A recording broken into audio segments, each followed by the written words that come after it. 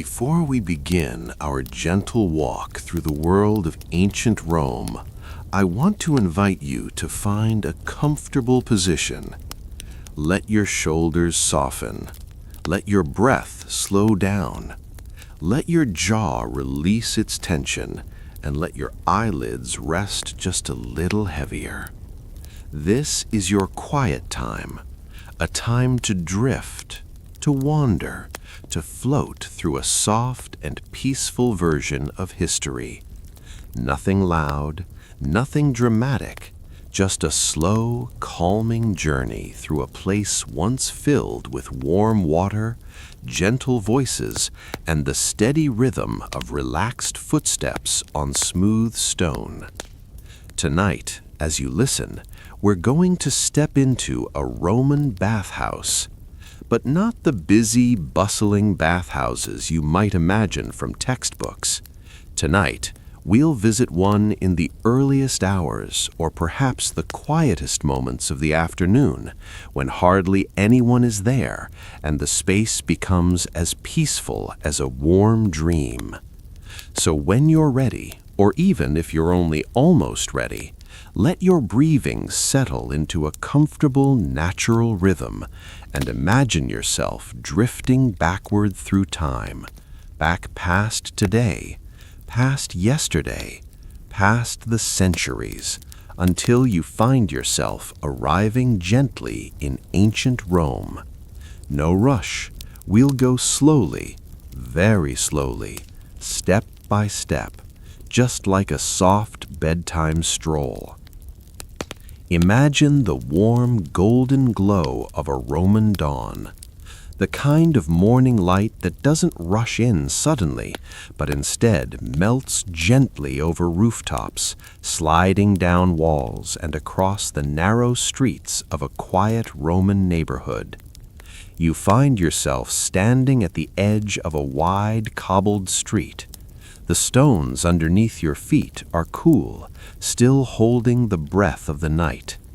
In the distance, you can hear the soft rumble of a cartwheel turning, and somewhere nearby, the faint chirping of little birds waking among the terracotta tiles.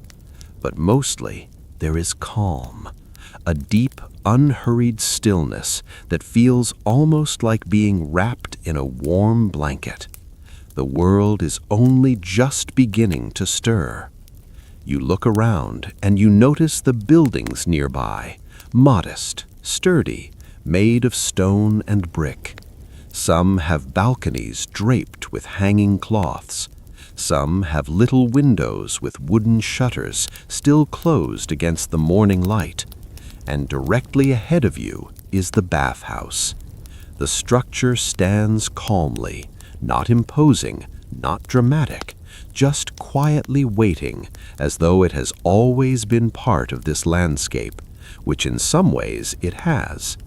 A Roman bathhouse was not simply a place to wash, it was a gentle center of daily life, a sanctuary of steam and warmth, a social space, a resting place, a small escape from the demands of the world.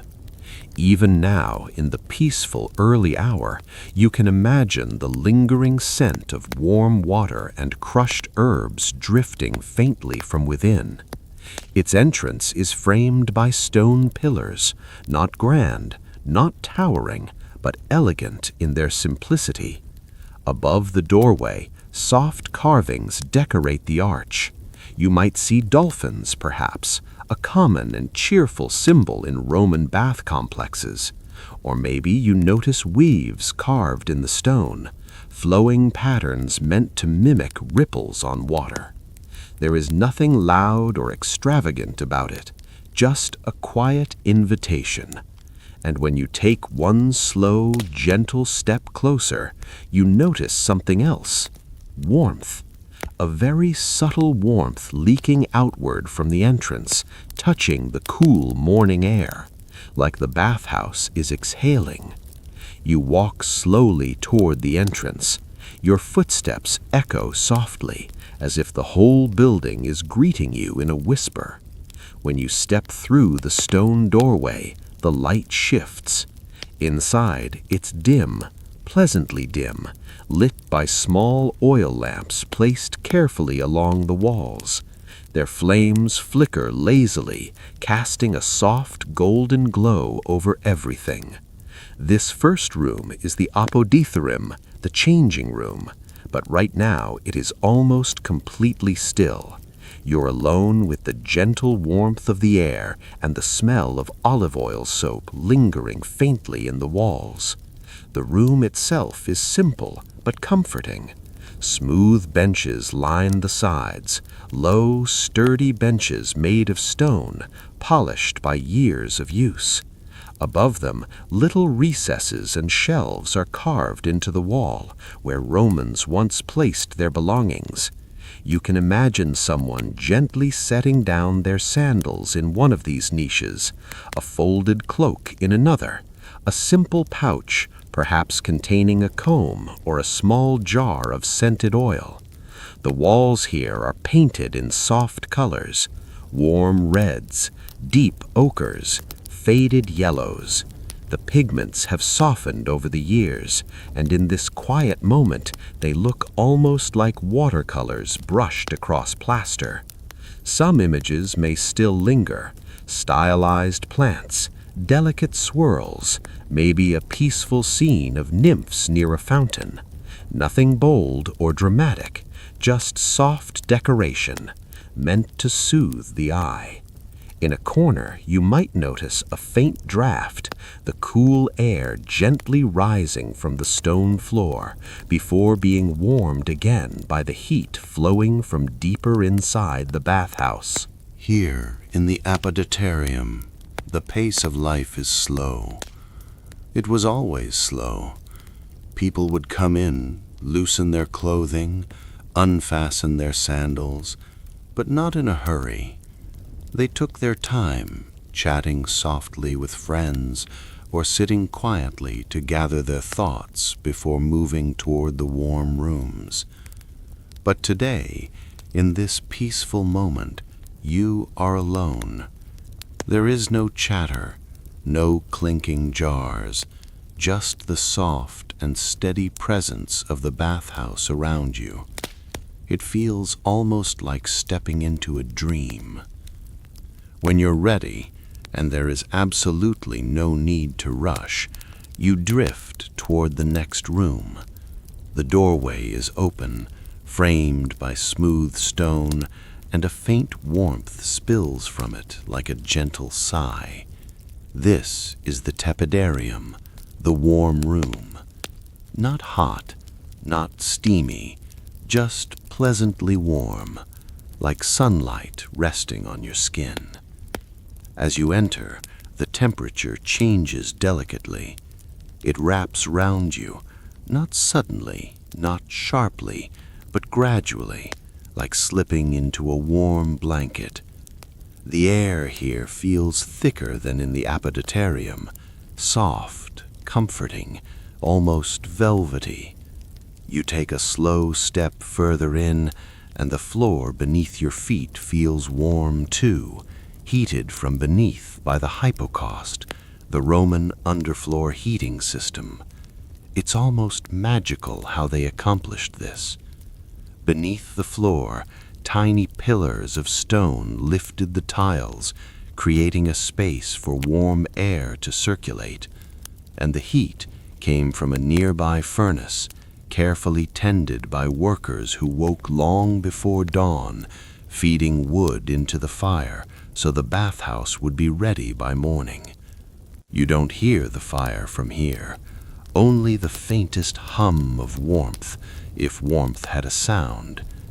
The tepidarium is softly lit. A few more oil lamps glow in their niches. The walls are decorated with gentle murals, perhaps figures floating among clouds, or scenes of calm countryside landscapes. The warmth helps colors melt together. Everything feels soft around the edges. You breathe slowly, and the air feels easy, relaxed, inviting. In ancient times, visitors would linger here, warming their skin before moving to the hotter rooms. Sometimes they would stretch a little, letting their muscles loosen from the day's tension. Sometimes they would sit quietly, just listening to the soft echoes around them. You might imagine the gentle splash of water from the next room, or the faraway murmur of people talking in muted tones. But right now, there is silence, a peaceful, velvety silence. You breathe it in and exhale, letting the weight of the world lift away. While you enjoy the warmth of the tepidarium, let your mind drift to a few small, comforting details of daily life in a Roman bathhouse. Not grand history, not dramatic events, but the quiet hum of ordinary days. A Roman might begin their visit after finishing their work, dust still on their sandals, or olive oil lingering on their hands from tending a shop. Another person might arrive after a peaceful walk along the river. They could stop by a vendor selling figs or warm bread, nibbling quietly before entering the baths. Inside, people often carried little boxes, small wooden or bronze containers. These held combs, tiny flasks of oil, a cloth to dry off. Sometimes these boxes had simple carvings, and sometimes they were decorated with little birds or leaves. Visitors might rub their skin with scented oils, lavender perhaps, or rosemary, or a fresh grassy oil made from local herbs.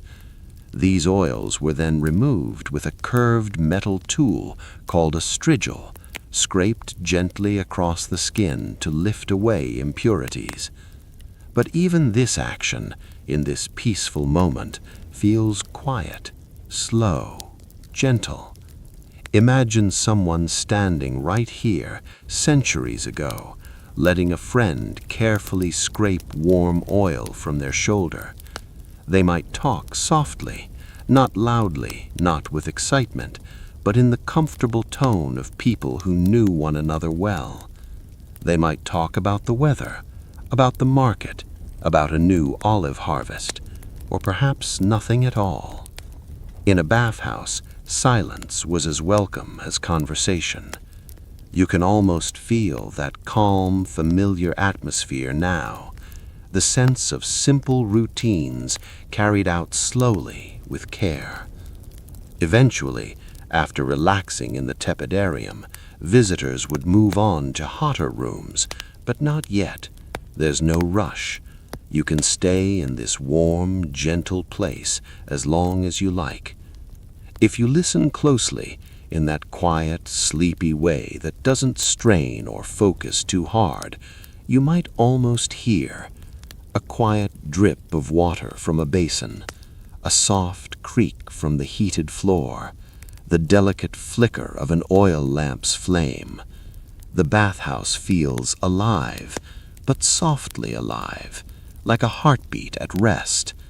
Even the air has a sound, a barely there hum of warmth passing through the walls, touching the surfaces, settling into the corners of the room. The Romans built these spaces to feel inviting, to make people linger, to find comfort in the warm glow, to step away from the noise of the city outside. If you breathe deeply, you might imagine the scent too: warm stone, olive oil, crushed herbs, a hint of steam drifting from somewhere nearby. It's the kind of scent that instantly tells your mind you're safe, you're resting. You don't need to do anything else right now. Only when you feel ready, maybe now, maybe in a few moments, you can imagine yourself rising slowly from where you rest in the tepidarium and walking toward another doorway. This one is slightly narrower. The air spilling from it is warmer, thicker, not overwhelming, just noticeably heavier with heat. This leads to the Caldarium, the hot room, but we'll walk there very gently. You take a slow step toward the doorway, then another. Your feet move quietly across the warm stone tiles, each step soft and unhurried. As you draw closer, the warmth deepens. You might notice tiny droplets of condensation forming on the walls, catching the light of the lamps like beads of honey. You pause near the threshold, not because anything is difficult, but simply because this is a moment to savor. The ancient Romans would step between rooms just like this, slowly, letting their bodies adjust, easing into the next layer of warmth. And in this quiet little slice of the bathhouse, you are suspended between them, free to linger as long as you wish. Roman visitors often stopped here, too. They would stretch their arms, roll their shoulders, take a slow breath. Sometimes they would chat softly with a friend about nothing in particular. Sometimes they would simply stand and feel the warmth settle into their muscles. You could spend as long as you'd like in this warm silence, but when you feel ready, we'll step slowly into the Caldarium. When you finally take that gentle step forward, the air around you changes almost immediately, not in a startling way, not in a sudden rush, but in a heavy, comforting embrace of warmth. The Caldarium is the warm heart of the Roman bathhouse. It was designed to be the hottest room, a space of deep, penetrating heat. But even here, in this quiet moment, the heat feels soothing, soft, surrounding you like warm water, even though you haven't touched the baths yet. The air is moist, carrying a light haze of steam that floats lazily near the ceiling. It curls in slow, wandering shapes, not urgent, not rising quickly, but drifting like sleepy clouds. You take another step inside. Your foot meets the warm stone floor, noticeably hotter than the tepidarium, but pleasant, like walking on sun-warmed earth. Your breathing slows. Your shoulders loosen. Your entire body seems to understand that this is a place to relax deeply, deeply. So deeply that even your thoughts begin to move more slowly. The lighting here is softer still. Oil lamps burn quietly in small alcoves along the walls. Their light is low, golden, almost drowsy. The steam softens the glow even further, blurring the edges of shadows so that nothing looks sharp. The walls are coated in smooth plaster, polished to resist moisture. Some are decorated with mosaic tiles or simple, peaceful designs, perhaps waves, perhaps gentle curves meant to mimic flowing water. The colors look muted in the steam, beautifully softened, as though time itself is painting the room in hazy strokes. There might be a large bronze basin on one side of the room. Its surface glistens with tiny droplets of condensation. You might see the faint outline of your reflection in it, blurred, dreamlike, more suggestion than shape. This is a room meant for warm thoughts, warm skin, and warm silence. Beneath the floor and behind the walls, the hypocaust system continues its quiet work. Hot air moves through the hidden chambers, creating the steady warmth that fills the Caldarium. You can almost imagine the soft, rhythmic crackle of the furnace far away, tended before dawn by workers who kept the fires alive. But here, in the Caldarium, you don't hear it. You only feel its gentle presence. floor radiates heat upward. The walls hold warmth like sleeping creatures. The air itself feels heavier, encouraging your muscles to loosen and melt. Ancient Romans often sat on low benches here, their backs warmed by the heated walls. Some leaned back with their eyes closed, letting the warmth seep deeply into their bodies. Others stretched their legs, letting the steam soften tightness in the joints.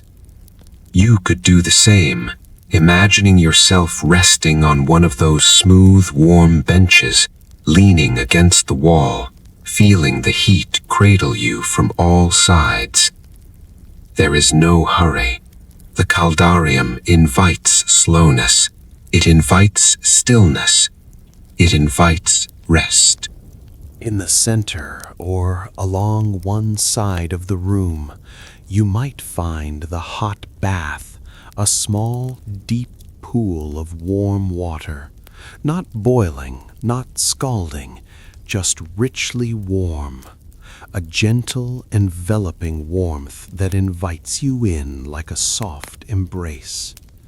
The surface of the water trembles slightly with tiny ripples caused by droplets falling from the ceiling, droplets formed from steam collecting, gathering, and eventually letting go. Imagine dipping a finger into the water. It feels like silk, like warmth turned into liquid, smooth, welcoming, deeply calming. You could dip your whole hand in if you wanted, or imagine yourself slowly lowering into the pool until the warm water covers your shoulders, your arms, your tired thoughts. The Romans believed this heat opened the pores, relaxed the muscles, eased the mind. They weren't wrong. Even now, imagining it, you can feel your body relaxing further, slowly, softly, like melting wax. If you close your eyes, you might even hear the soft echo of water shifting in the pool, tiny waves tapping gently against the stone, a sound like a quiet lullaby. While you rest in the warmth of the Caldarium, let your mind wander to a few peaceful details of what Romans did here, simple routines, quiet habits, nothing dramatic. Some would apply oil to their skin in the heat.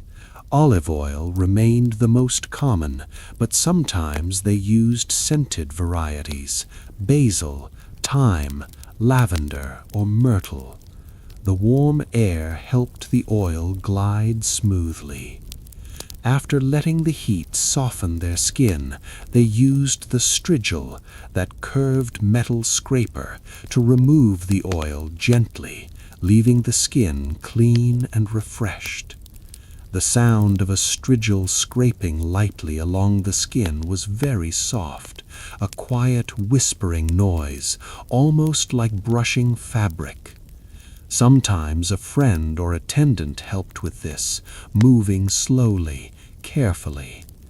Conversations here were muted, voices soft and slow, as if the heat insisted on gentleness. Someone might quietly mention a neighbor's vineyard, or the latest batch of bread from a local bakery, or the calm morning weather. These were not places of grand speeches or passionate debates. Bathhouses were peaceful pockets in a bustling world, a reminder that daily life had room for rest. And right now, in your imagination, you are part of that soft world. You are sitting in warmth, breathing slowly, letting the simplest thoughts drift by like steam.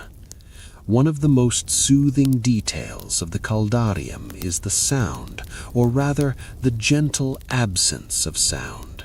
Nothing loud, nothing sharp, just a collection of small, comforting noises.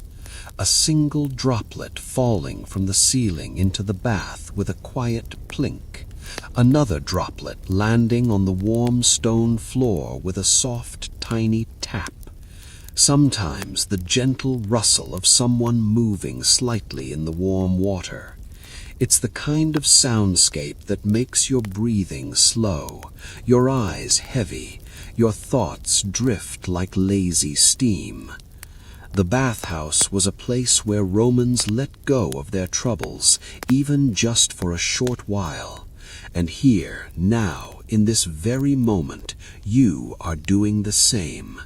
You are resting in their world of quiet comfort. You are floating in their soft rituals. You are letting the simple sounds soothe your mind. After spending time in the Caldarium, moments or minutes, or as long as you prefer, some Romans would move to another room called the Laconicum.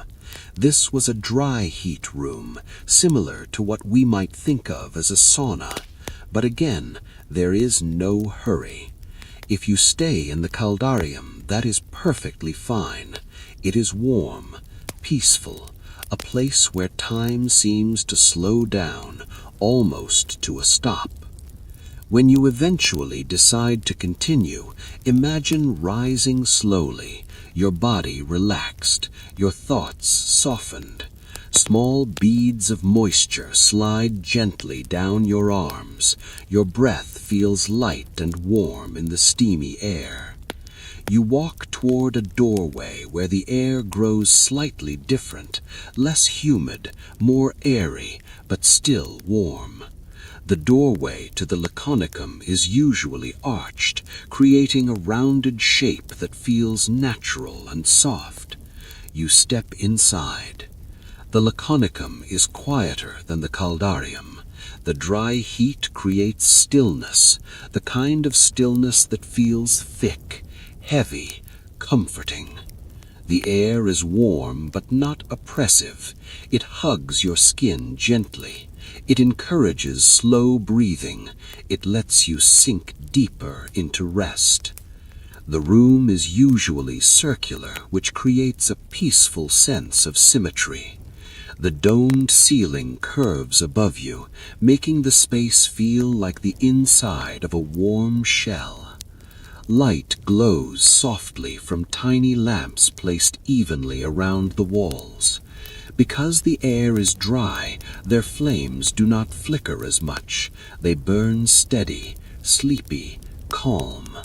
You may sit on a warm bench, feeling the dry heat melt tension from your shoulders, or you could lie on a smooth slab, letting the warmth soak upward through your back.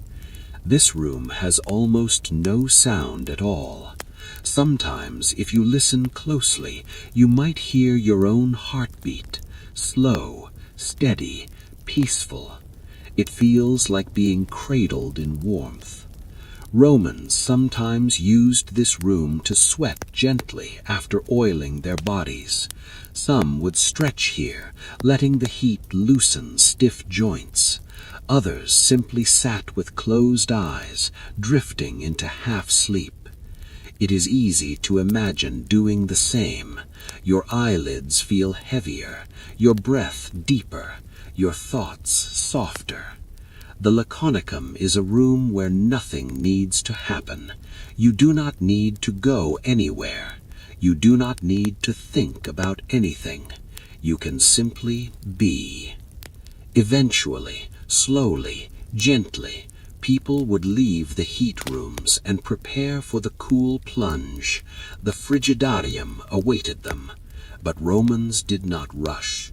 They moved through their bath rituals like a slow dance, each step preparing for the next. Imagine standing up slowly from your warm bench.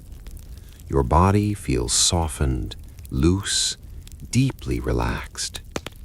You step toward the exit of the Laconicum, and the air cools slightly as you walk.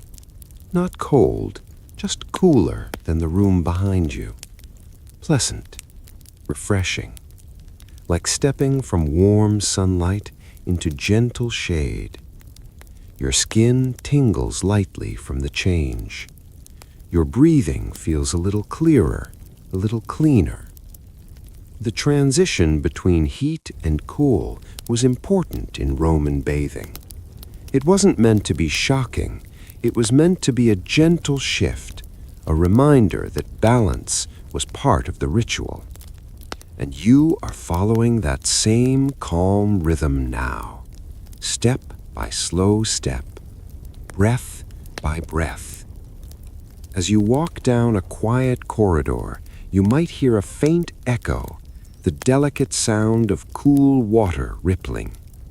The corridor is dim, lined with small lamps, though fewer than in the warmer rooms. The light feels cooler too somehow, still golden, but softer, quieter. Ahead of you is the entrance of the Frigidarium, the cool room.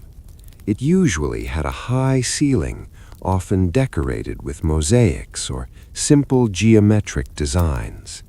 The cool air flowed gently like a soft breeze.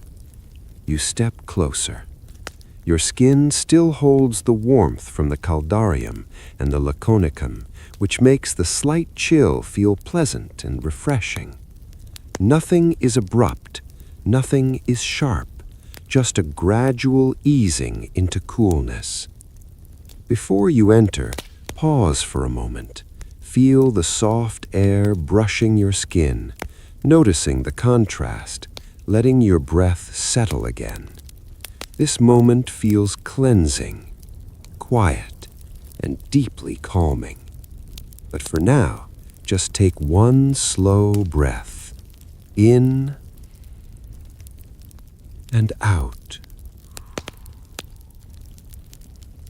Let your shoulders drop just a little more. Let your thoughts float like drifting steam. Let your eyelids grow heavier with each quiet image of warm stone and calm Roman air. You are safe here. You are relaxed. You are drifting through history at the slowest, softest pace. You're still standing near the entrance of the Frigidarium, feeling the gentle shift of air brushing against your warm skin, lighter, cooler, a soft relief after the deep, enveloping heat of the earlier rooms. When you take that calm step inside, the space opens before you like a slow breath. The Frigidarium is spacious, larger than the earlier rooms, and the air feels clean, crisp, and strangely refreshing. Not cold, not biting, just a serene coolness, like standing beneath a quiet morning sky. Your body, still warmed from the Caldarium and Laconicum, welcomes the change. Your skin tingles lightly. Your breath feels a little clearer, drifting in and out in a slow, peaceful rhythm. The Frigidarium was designed to be both invigorating and restful, and as you stand there now, the cool air settling across you, you begin to understand why this room was cherished as the final step of the bathing ritual. Look upward, or simply imagine looking upward. The ceiling here rises much higher than in the heat rooms.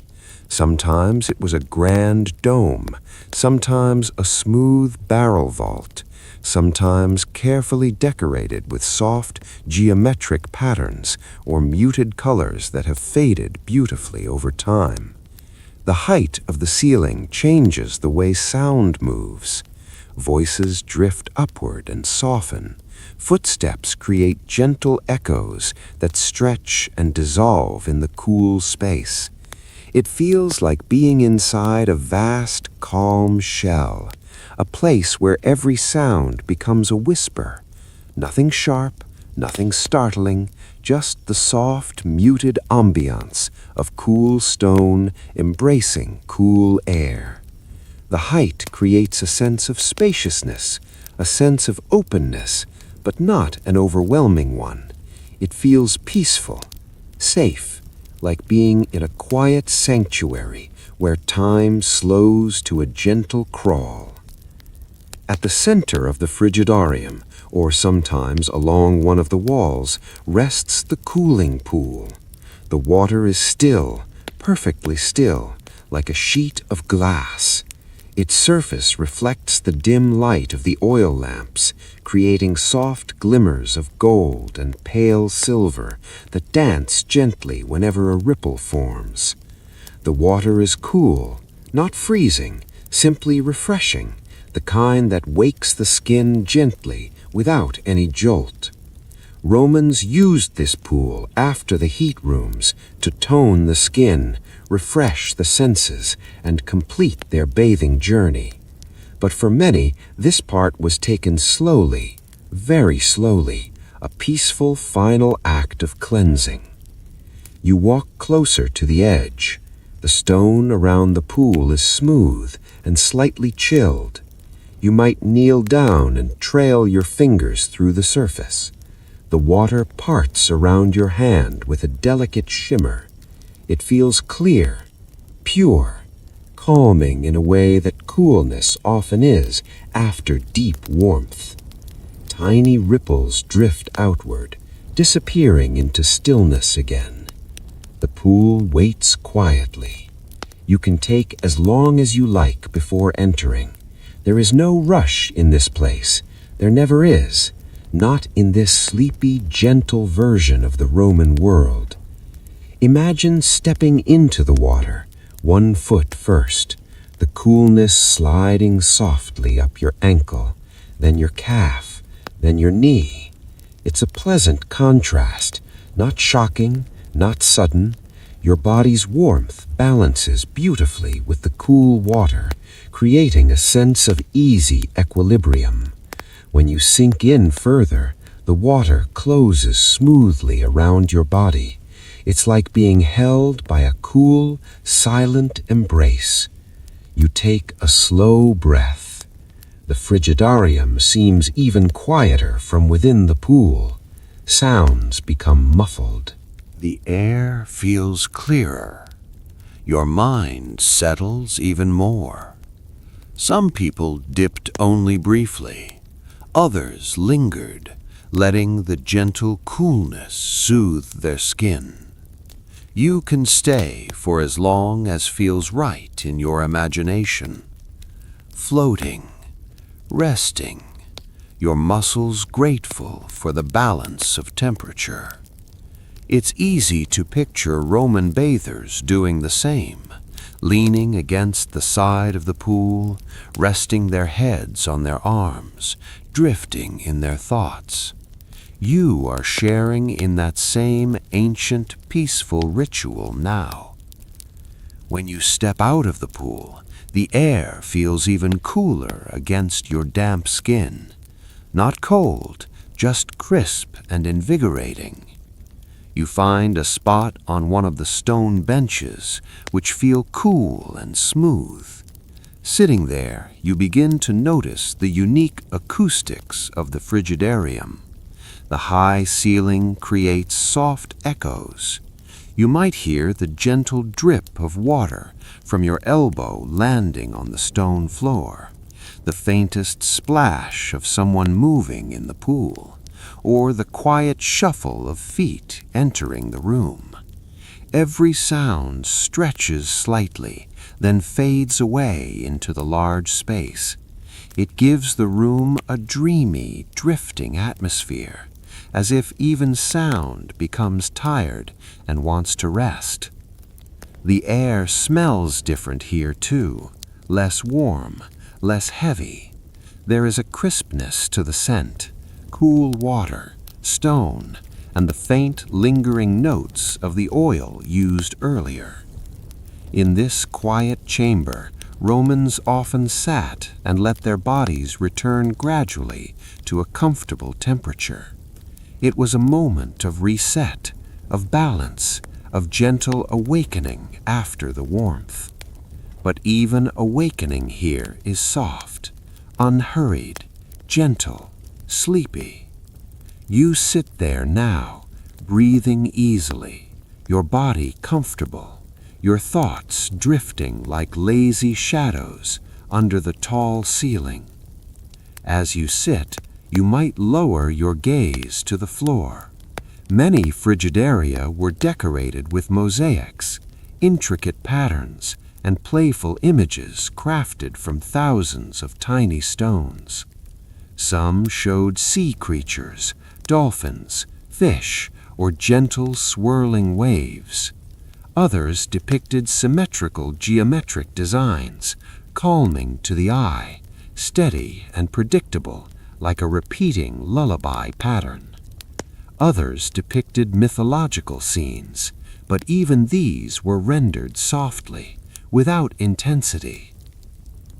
The mosaics were made in colors that remain gentle even centuries later. Earthy reds, muted yellows, calming blues, soft whites and pale grays. The patterns seem to pull your eyes into slow movement, following lines, curves, shapes. It's easy to lose yourself in them. Easy to let the mind soften into a kind of restful wandering. Romans sometimes traced the mosaics with their toes, absent-mindedly as they cooled down. You could imagine doing the same, sliding a toe along the smooth surface, following a line of tiny stones like a quiet path. Every piece of the frigidarium was made with intention, not to impress, but to soothe. The frigidarium might have a few other visitors, but none of them disturb your peace. Everyone here moves slowly. Everyone here speaks softly, if at all. You might see a man sitting quietly on the bench across from you, resting with his hands in his lap, eyes half closed. You might notice a woman dipping just her feet into the cool pool, smiling faintly at the temperature change. You may see an older man with gray hair wrapped in a light cloth, breathing slowly as he leans back against the stone wall. Each of them is absorbed in their own quiet thoughts. Each of them is following their own calm ritual. Each of them is at peace. The Roman world outside, bustling streets, clattering carts, crowds in the marketplace, feels very far away. Here, the bathhouse is a sanctuary of softness, a cocoon of calm, a safe pause in the rush of daily life. And you are part of that scene, sitting quietly, gently, comfortably inside this ancient refuge. Many frigidaria had small windows high above the floor, sometimes just below the dome. They were placed deliberately to let a soft breeze circulate through the room. Not a strong breeze, nothing forceful, just a gentle current of air that drifted down slowly. If you focus, you can imagine feeling it now, a slight wisp of coolness brushing across your cheek, refreshing but delicate, barely there yet soothing. Sometimes these windows cast narrow beams of light that fell on the pool or the mosaic floor. Dust motes would float lazily through the beams, drifting like tiny stars in the soft glow. Those slow-moving motes had a strangely calming effect, a reminder of how quiet the world could be if you let it. You might watch them drifting downward, spiraling peacefully until they vanish into the cool stillness. After cooling down in the frigidarium, Romans often lingered for a few moments more, drying their skin gently with thin, soft cloths. No rushing, no urgent movements, everything done at the slowest, easiest pace. Some would apply a small hint of scented oil again, not much, just enough for a pleasant fragrance, lavender, rose, mint, or sometimes the resinous scent of pine from distant groves. The fragrance mixed with the cool air to create a sense of quiet clarity, as though the mind was gently waking from a warm, pleasant dream.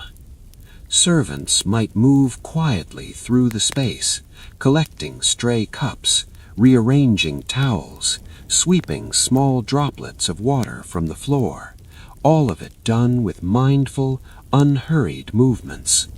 You can almost hear that soft sweep of a broom, the faint clink of a bronze bowl being gathered, the distant murmur of two attendants speaking in subdued tones.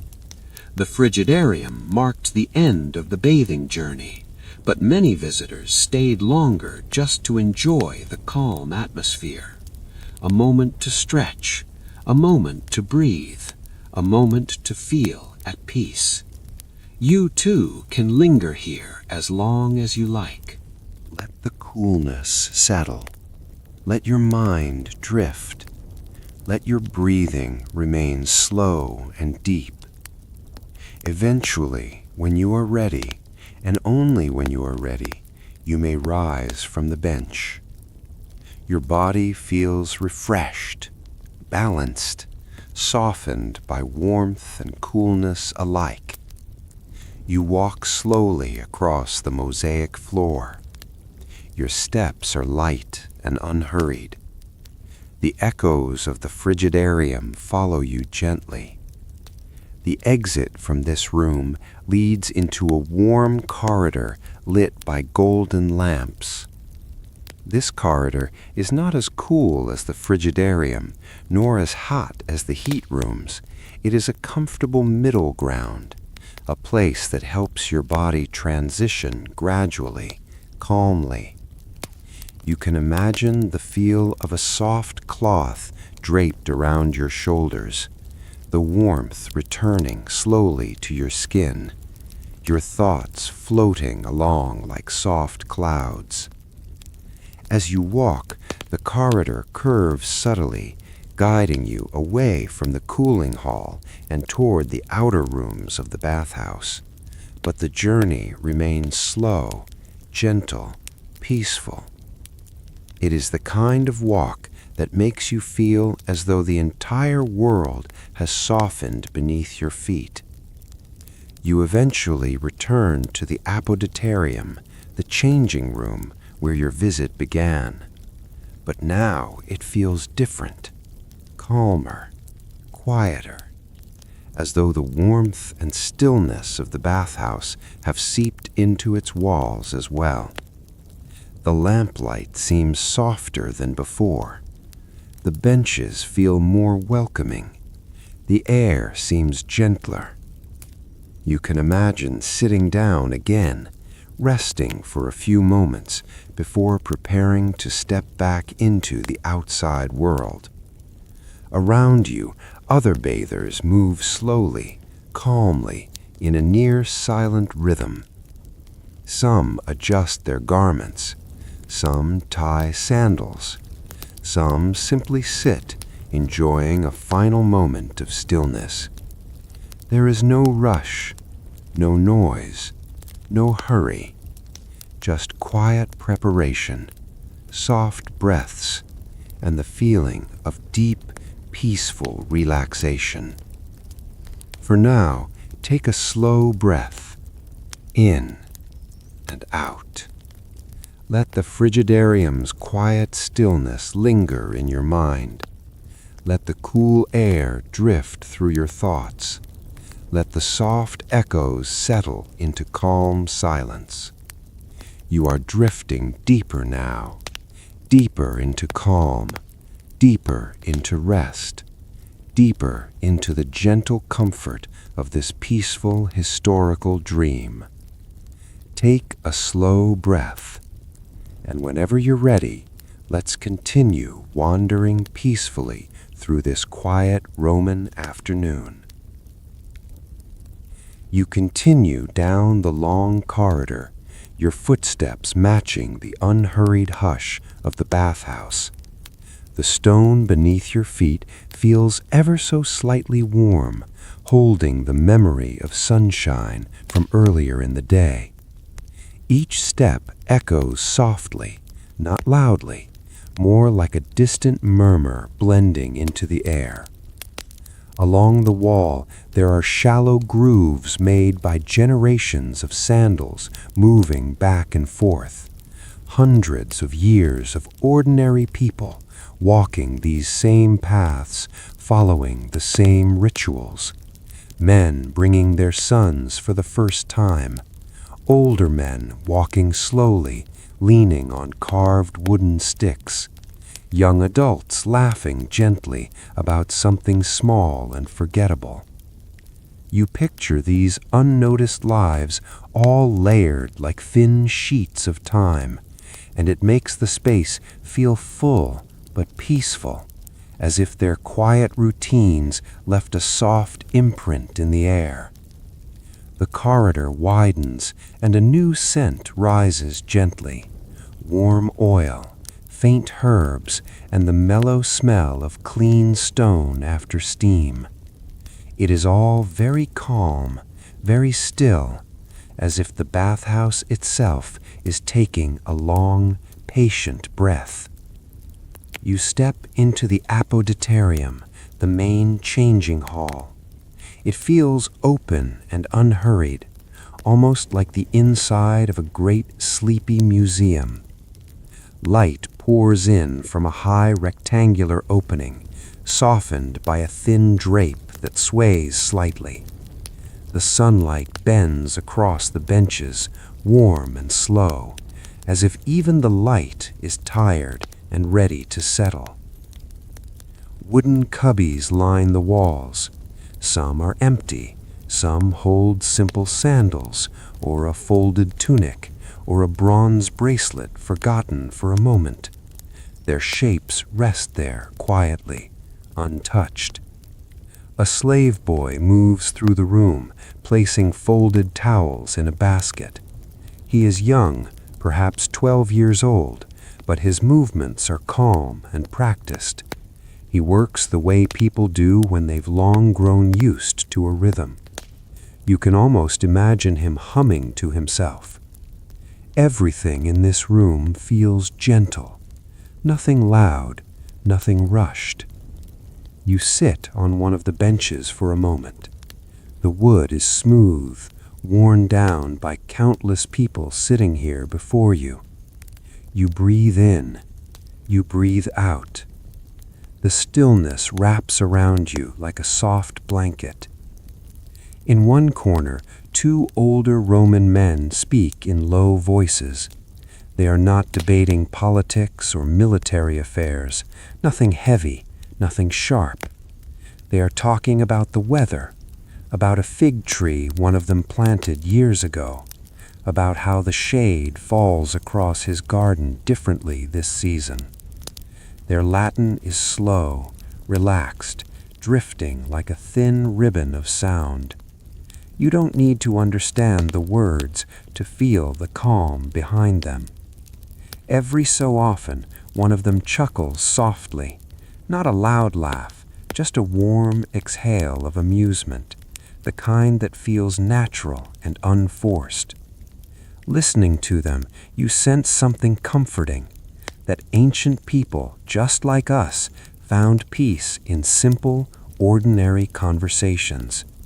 Their friendship sits in the air like the warmth of an old blanket. A corridor leads you into a smaller, darker room. This is the massage chamber, the unctorium, where visitors receive gentle rub-downs with warm oil. The moment you step inside, the smell of olive oil and crushed herbs surrounds you. It's rich but soft, like stepping into a warm fog. A lamp glows on a shelf. Its flame flickers slowly, a tiny sun resting in a clay bowl. On a low table nearby is a collection of little vessels, each filled with oil. Some contain rosemary-infused oils, others lavender, Others, something earthy and herbal that you can't quite name. A masseur moves his hands in slow, careful motions across a client's shoulders. It is not dramatic, not forceful, just steady and rhythmic, the kind of movement that makes the mind grow quiet.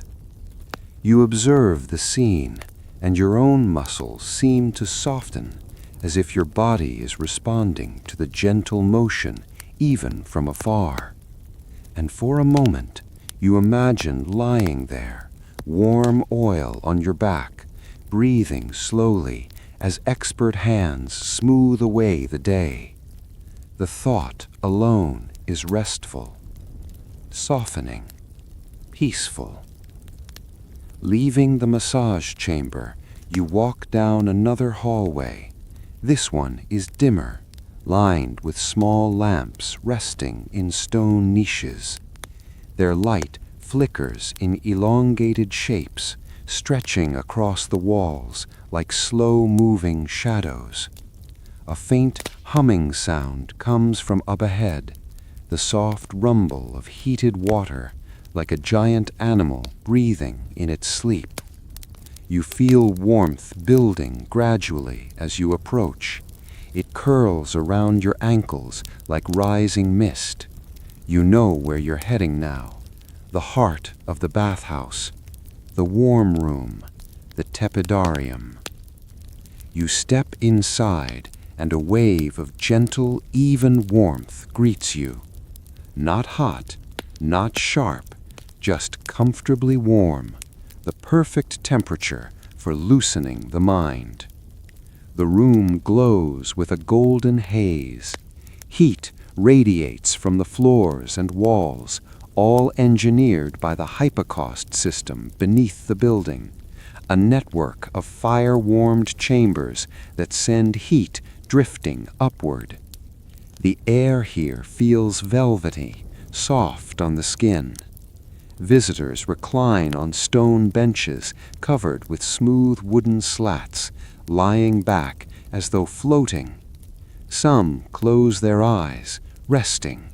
Others stare at the painted ceiling, tracing the colors lazily. You find a seat and settle yourself. The bench is warm, pleasantly so, almost like sitting on a sun-warmed rock by the sea. You exhale slowly. Your shoulders melt downward. Your thoughts scatter like soft leaves caught in a breeze. For a long moment, you simply exist. No expectations, no rush, just the warmth and the quiet breath of the room, and the soft, ancient stillness. You hear footsteps somewhere to your left, slow steps of someone entering the tepidarium for the first time today. They sigh gently at the warmth, a soft, content sigh, and somehow that simple sound of another person being comfortable adds to your own ease. A servant pours warm water into a clay basin nearby. The water makes a gentle trickling sound, like a tiny stream flowing over smooth stones. Another visitor dips their hand into the basin and lets the water slip slowly between their fingers. Everything here feels like slow motion, a deliberate slowing of the world, as if time itself decided to sit down and rest a while. You lean back a little further. Your breathing grows even slower, quieter.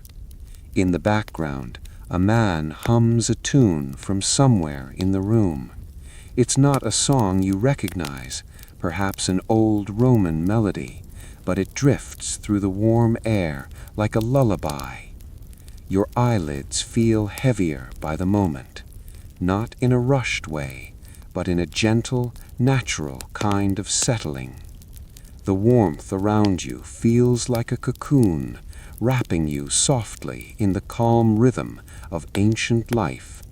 And as your mind drifts just a little, The world of Rome feels close and far at the same time, a place you're visiting just long enough to feel its peace.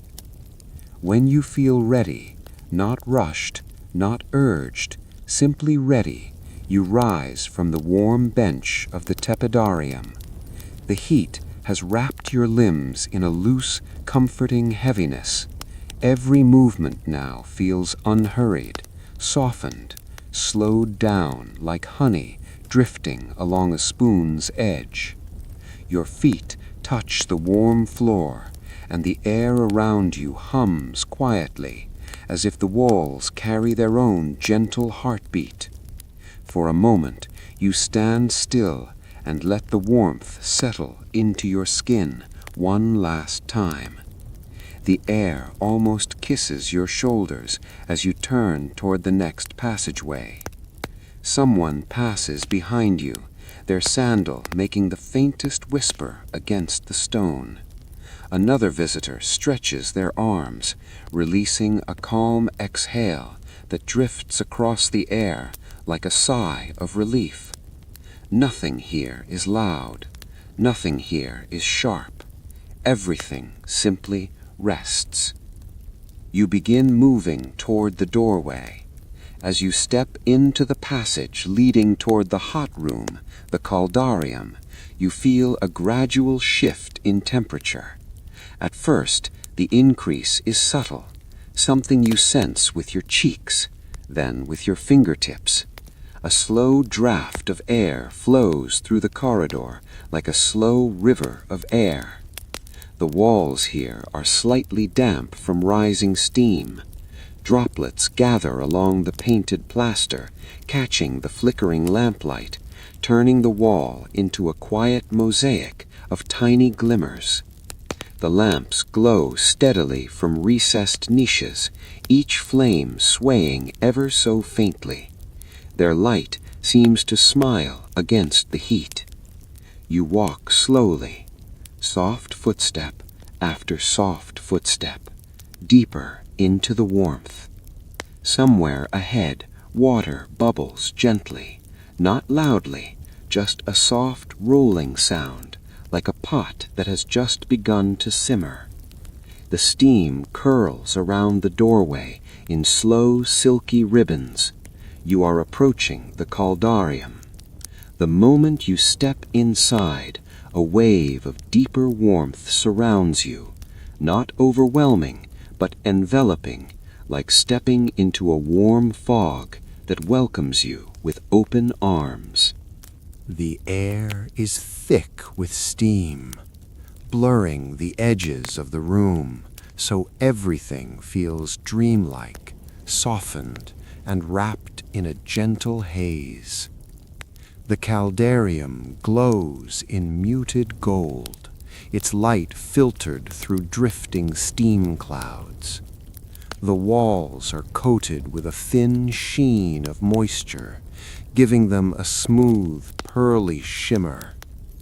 A shallow pool sits in the center, heated from beneath by the hypocaust system. Its surface ripples in small, quiet motions, as if someone has just run a hand lightly across the water. You take a seat on the broad marble ledge that lines the pool. The stone is warm, almost comforting, as if the bathhouse itself is cradling you. Your shoulders relax again. Your eyelids lower just a touch. Your breath lengthens into slow, soft waves. The steam wraps around you, draping itself across your arms, your neck, your cheeks. It settles like a warm shawl placed gently by an old friend. You can see the faint outlines of other bathers, not detailed figures, just soft shapes moving peacefully through the haze. One man pours a ladle of hot water over his shoulders, and the splash is muted, cushioned by the thickness of the steam. An attendant walks slowly around the pool, checking the water temperature with a small bronze cup.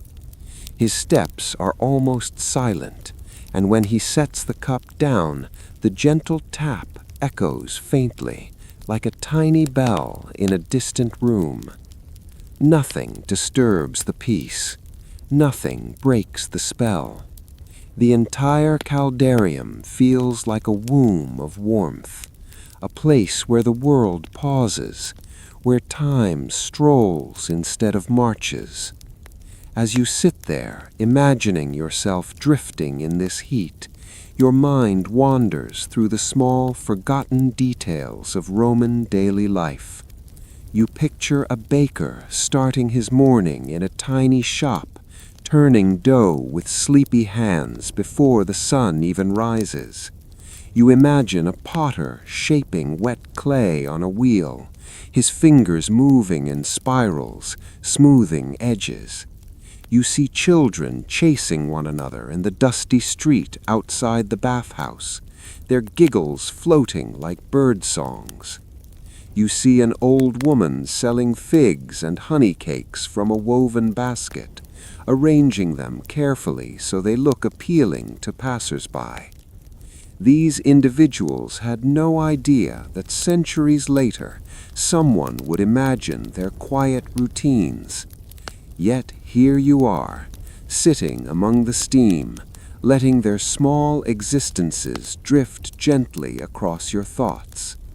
The bathhouse was a retreat for all of them, a place to forget work, forget heat, forget troubles, and simply soak in the warmth of the present moment, just like you are now. You lower your hand into the warm pool. The water feels silky, smoother than you expect, as if centuries of mineral-rich steam have shaped its texture. When your fingers glide across the surface, small circles ripple outward, each one growing weaker and softer until it melts into stillness again. The water laps gently against the marble edge, creating a faint sound, rhythmically touching, then pausing, then touching again. It sounds almost like breathing. You close your eyes. The steam envelopes you, warm and protective. Your thoughts grow quieter. Your body feels wonderfully heavy and loose. In this room, all responsibilities fade. You are just a traveler of warmth, resting in ancient air. You feel a quiet presence near you, an attendant carrying a bronze bowl filled with warm water. He pauses, noticing your relaxation, and places the bowl near you with a gentle motion. Inside the bowl float a few small leaves, crushed herbs perhaps, mint or a mild Roman plant used for relaxation. Their scent rises with the steam, creating a soft herbal note that blends perfectly into the atmosphere. The attendant steps away again without a word, just the faintest nod. His sandal whispers across the wet floor as he retreats into the haze. You dip your fingers into the bowl. The water is warm. Its surface breaks in slow, sleepy ripples. You imagine Romans doing the same centuries ago, men and women dipping their hands, perhaps thinking quiet thoughts, maybe preparing for a long nap afterward. The caldarium has always been a room of melting tension, a place where even the busiest mind cannot hold on to its worries. You tilt your head back slightly and watch the steam rising from the pool. It swirls in lazy spirals, drifting toward the ceiling where painted figures recline in soft colors, gods and spirits sketched in fading lines, watching over the room with calm expressions.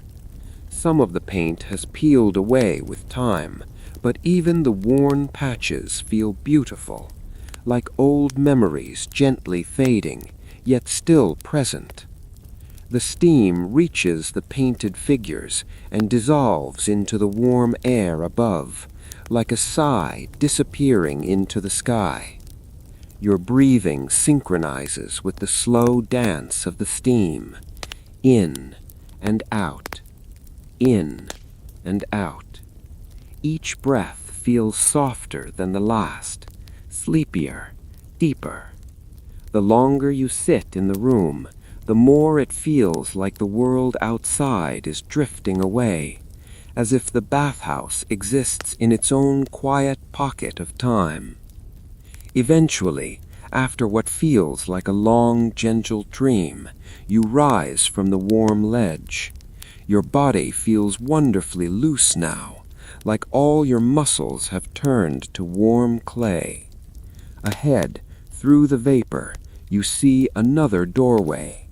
This one leads to the frigidarium, the cold room. But don't worry, we will step through it slowly, calmly, without any sharpness or startling. The cold pool in Roman times was refreshing, not startling. We'll approach it with the same softness as everything else in our walk. For now, you simply stand, letting the last waves of heat roll across your skin, and when you're ready, we'll continue the quiet journey. You linger for a moment longer in the caldarium, letting the last traces of heat settle into your muscles. The steam moves around you like drifting silk, soft and weightless. It feels almost alive, like a friendly presence wrapping you gently before you go. The room hums quietly, almost imperceptibly, the warm whisper of water, the faint sigh of heated air, the softened footsteps of those coming and going. Nothing intrudes, nothing interrupts. You're wrapped in the comfort of ancient warmth, as though the Roman world itself wants you to rest a little longer. When you breathe out, the steam curls around your exhale, blending with it, carrying it upward like a small offering to the hazy ceiling above. Your body feels wonderfully relaxed, loose, sleepy. And now, slowly, softly, you begin to move toward the doorway. The passage leading to the frigidarium, the cold room, is long and dim, but not dark. Soft light filters in from small openings high above, and you see thin beams of light moving across the floor in pale stripes. The air becomes gradually cooler as you walk, but it's not sharp or startling. Just a gentle shift, like stepping from a warm kitchen into a shaded garden on a late summer evening. You pass a few marble statues set into alcoves. Their surfaces glisten faintly with moisture from the caldarium's steam, giving them a soft glow. One statue depicts a young athlete with a listening expression, as if he is quietly observing the passing centuries. Another shows a woman holding a small amphora, her face serene and thoughtful. Their silent presence adds to the calm, as though they too are inviting you to slow down, to breathe deeply, to rest. Your footsteps echo lightly, a soft, hollow tapping that bounces gently off the curved ceiling. Ahead, you see the cool blue shimmer of the frigidarium. You step into the frigidarium, and the change is subtle, not sudden. The air feels crisp but pleasant, like morning air before the sun fully rises. It brushes lightly across your skin, refreshing but tender. The room is brighter than the others. Where the caldarium was wrapped in gold haze, the frigidarium feels open and clear, bathed in high, clean light. Columns stand around the edges of the room, their marble smooth and cool to the touch. Light reflects off their surfaces in gentle waves. In the center lies the cold pool, the frigidus lacus. The water is still, its surface almost glass-like, holding a faint reflection of the ceiling above. Roman visitors move slowly around the pool, some dipping their feet, others lowering themselves inch by inch. No one rushes, no one splashes. Everything is done with quiet acceptance, as if cooling down is as natural as breathing. You walk closer to the pool's edge. Cool air rises from it, swirling softly around your legs like a breeze drifting through an open window. You sit on the edge of the pool, the marble pleasantly cool beneath you. Your toes touch the water, and it's chilly, yes, but gentle, refreshing in a slow, easing way. The contrast with the caldarium's warmth brings a feeling of balance, like two parts of a lullaby joining together. Warmth and coolness, softness and stillness, heat and breath, all harmonizing into a peaceful rhythm. The water laps lightly against the pool walls. Small ripples form from the movement of other bathers, spreading outward in quiet circles. The sound is soothing, a soft rhythmic tapping that blends with the airy stillness of the room. You dip your hand into the water, and it feels pure, clean, almost silky in its coolness. When you lift your hand, droplets cling to your fingers for a moment before falling back with tiny plinks that echo softly. Looking upward, you see that the ceiling is painted in cool shades, soft blues, pale whites, faint outlines of sea creatures drifting gracefully across the plaster. Perhaps painted centuries ago, perhaps restored many times, but still holding their quiet charm. A pair of dolphins chase each other in faded strokes.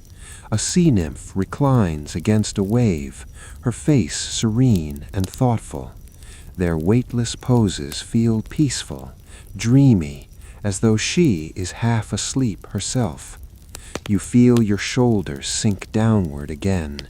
Your breath grows slower. Your thoughts float like the painted sea foam above. Across the room, a pair of older men talk softly. Their voices blend into the cool air like the distant murmurs. They discuss simple things, the taste of fresh olives from the market, whether the new baker in town makes bread as well as the old one did, how the weather has been oddly calm this season.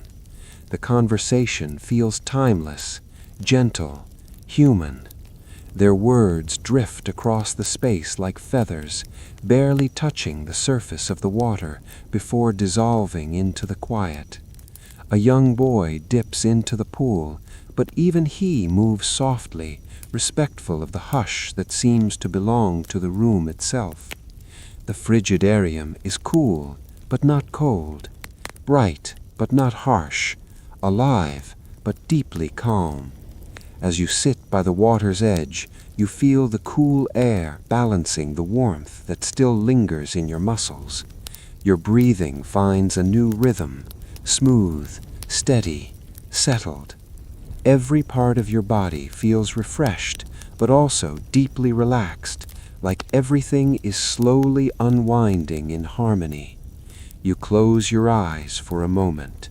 In the darkness, you still feel the room around you, the cool breeze drifting from the water, the faint echoes of soft voices, the distant drip of a droplet falling into the pool, the whisper of air moving across marble, all quiet, all gentle, all soothing.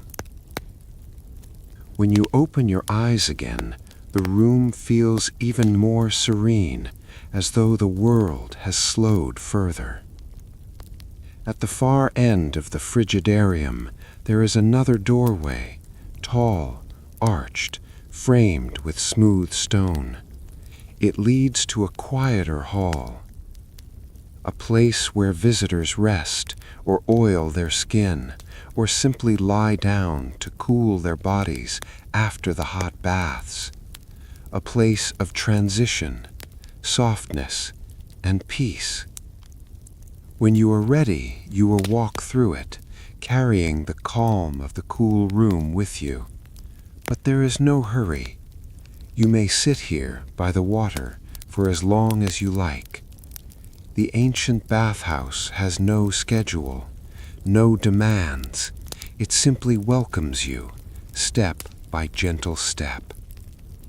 And now, as we drift into part 7 of our quiet wander through the Roman bathhouse, let's return to that warm, unhurried world. A place where every sound is softened, every movement is slow, and every detail feels like it has been resting peacefully for centuries. So, if you're listening in bed, allow your shoulders to loosen once more, your breath to fall into that familiar, calm rhythm, and let the warm, steady atmosphere of ancient Rome settle around you again like a gentle blanket. After spending so much time moving through the warm chambers of the bathhouse, you now find yourself returning to the palaestra, the quiet courtyard that lies open to the sky.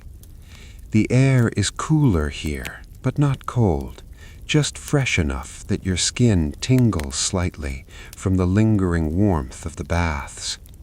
The marble beneath your feet has cooled as well, and each step feels grounding, steady, as though it is guiding you slowly back into the wider world of the complex.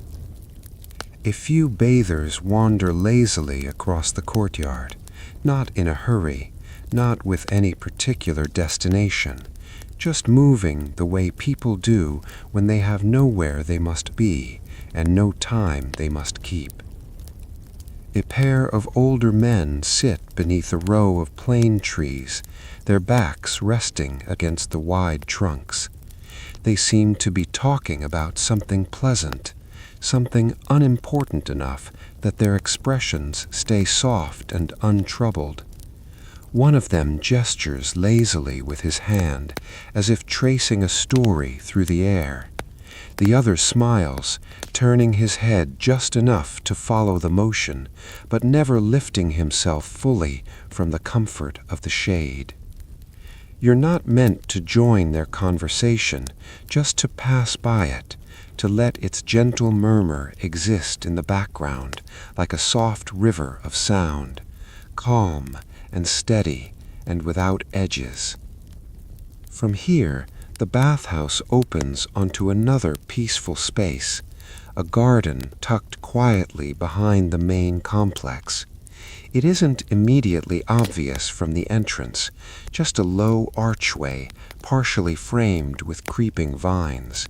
But as you step through it, you find yourself in a place designed entirely for unwinding. The path beneath your feet becomes gravel now, each step creating a tiny, satisfying crunch, the kind of sound that disappears just as quickly as it arrives, leaving no trace behind.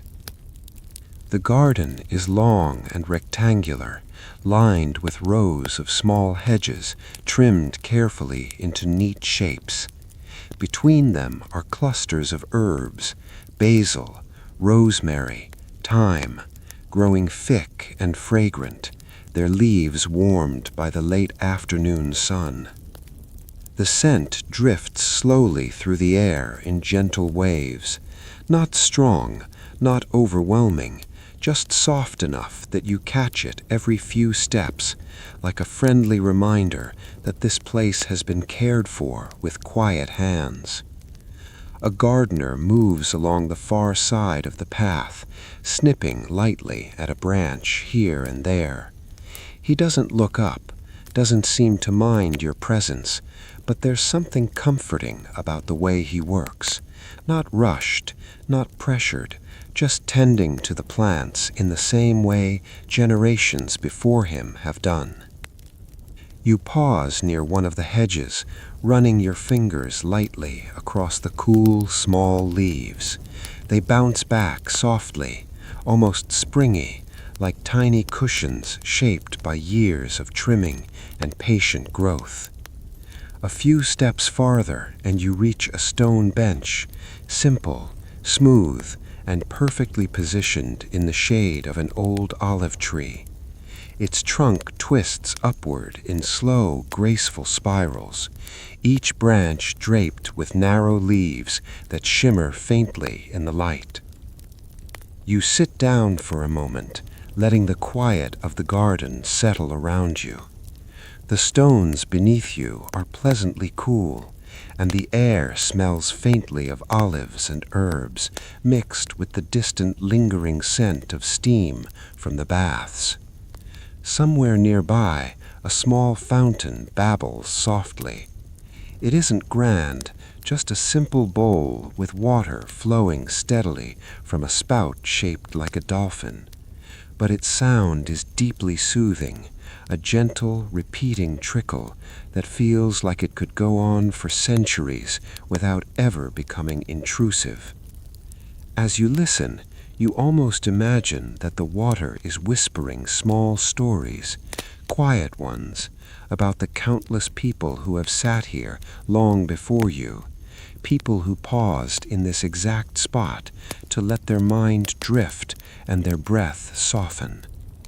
The Romans believed that spaces like this garden were essential to a well-balanced life, a place to think, to walk, or simply to sit without any obligation to speak or act. You take another slow breath, feeling the air expand gently in your chest before gliding out again, soft and unhurried.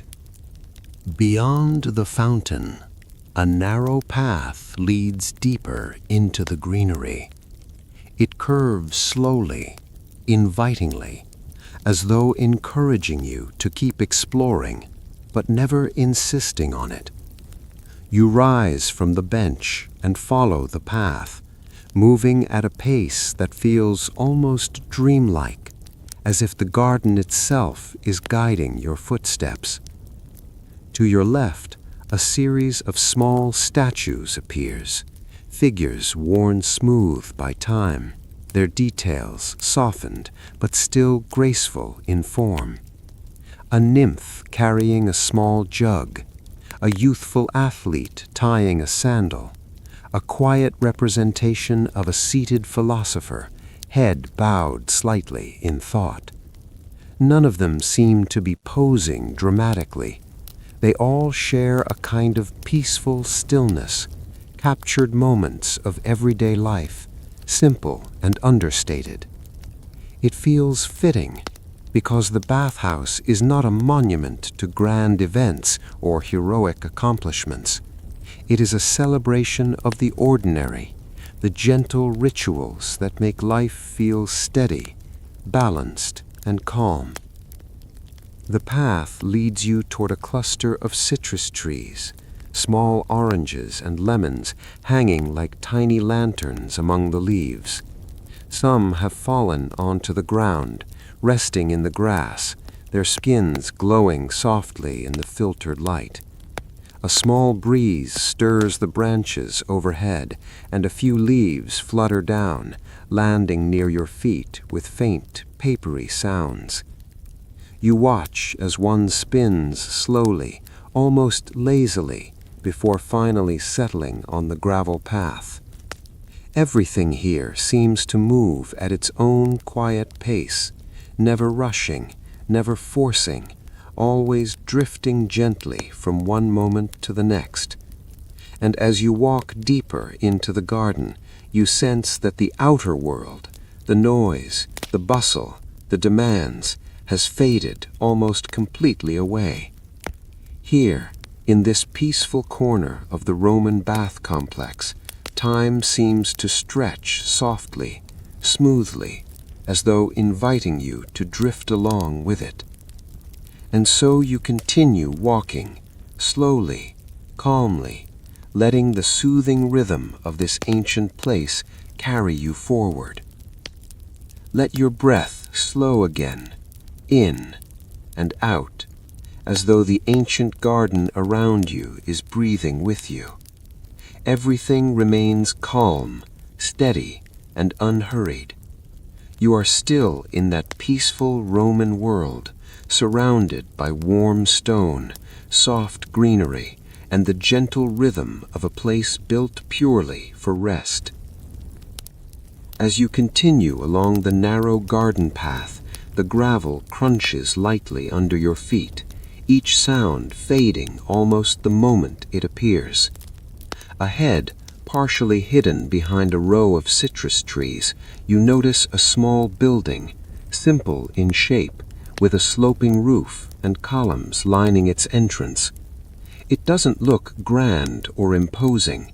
Instead, it feels welcoming, like a place designed not to impress, but to invite. This is the Biblioteca, a small library attached to the bath complex. Many Roman bathhouses included such rooms, quiet spaces for reading, writing, or discussing ideas softly with friends. The entrance stands open, and a slight breeze moves through it, carrying with it the faintest scent of warm papyrus and polished wood. You step inside. The shift in sound is immediate. Outside, you could hear distant voices, rustling leaves, the soft bubbling of the fountain. But in here, everything is hushed. Not silent, just wrapped in a gentle stillness that feels perfectly suited to calm thought. The library is dimly lit, not dark, just softened by filtered sunlight that passes through narrow windows high in the walls. The light lands in pale stripes across the floor, glowing faintly against the smooth stone tiles. Shelves line the walls, crafted from dark, carefully polished wood. They are filled with scrolls, rolled tightly and tucked neatly in rows. Each one has a small tag attached, written in tidy ink, the author's name, the title, even a short note about what the scroll contains. A single attendant sits at a wooden table near the far wall. He writes slowly with a reed pen, immersed in his work. The scratching of his pen is delicate, almost meditative, barely noticeable unless you're listening for it. He doesn't look up when you enter. He doesn't need to. In Roman libraries, visitors came and went quietly, moving with a natural respect for the calm atmosphere of the space. You walk forward slowly, your steps soft, your breathing steady. One of the shelves catches your attention, not for any particular reason, just something about the way a scroll rests slightly askew, as if it has been taken out and returned many times over the years. You reach out and run your fingers lightly along the wooden frame. It's smooth, almost silky from centuries of gentle handling. Then you lift the scroll, carefully, as though it might whisper a story directly into your hands.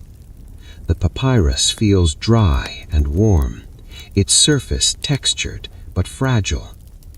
You don't unroll it. This isn't a moment for reading deeply, but simply appreciating the quiet weight of history.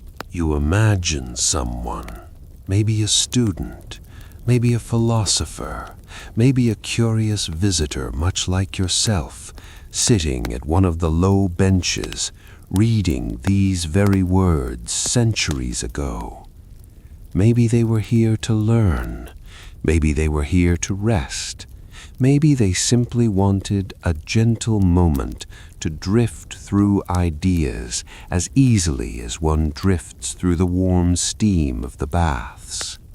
You place the scroll back slowly, making sure it settles exactly where it belonged.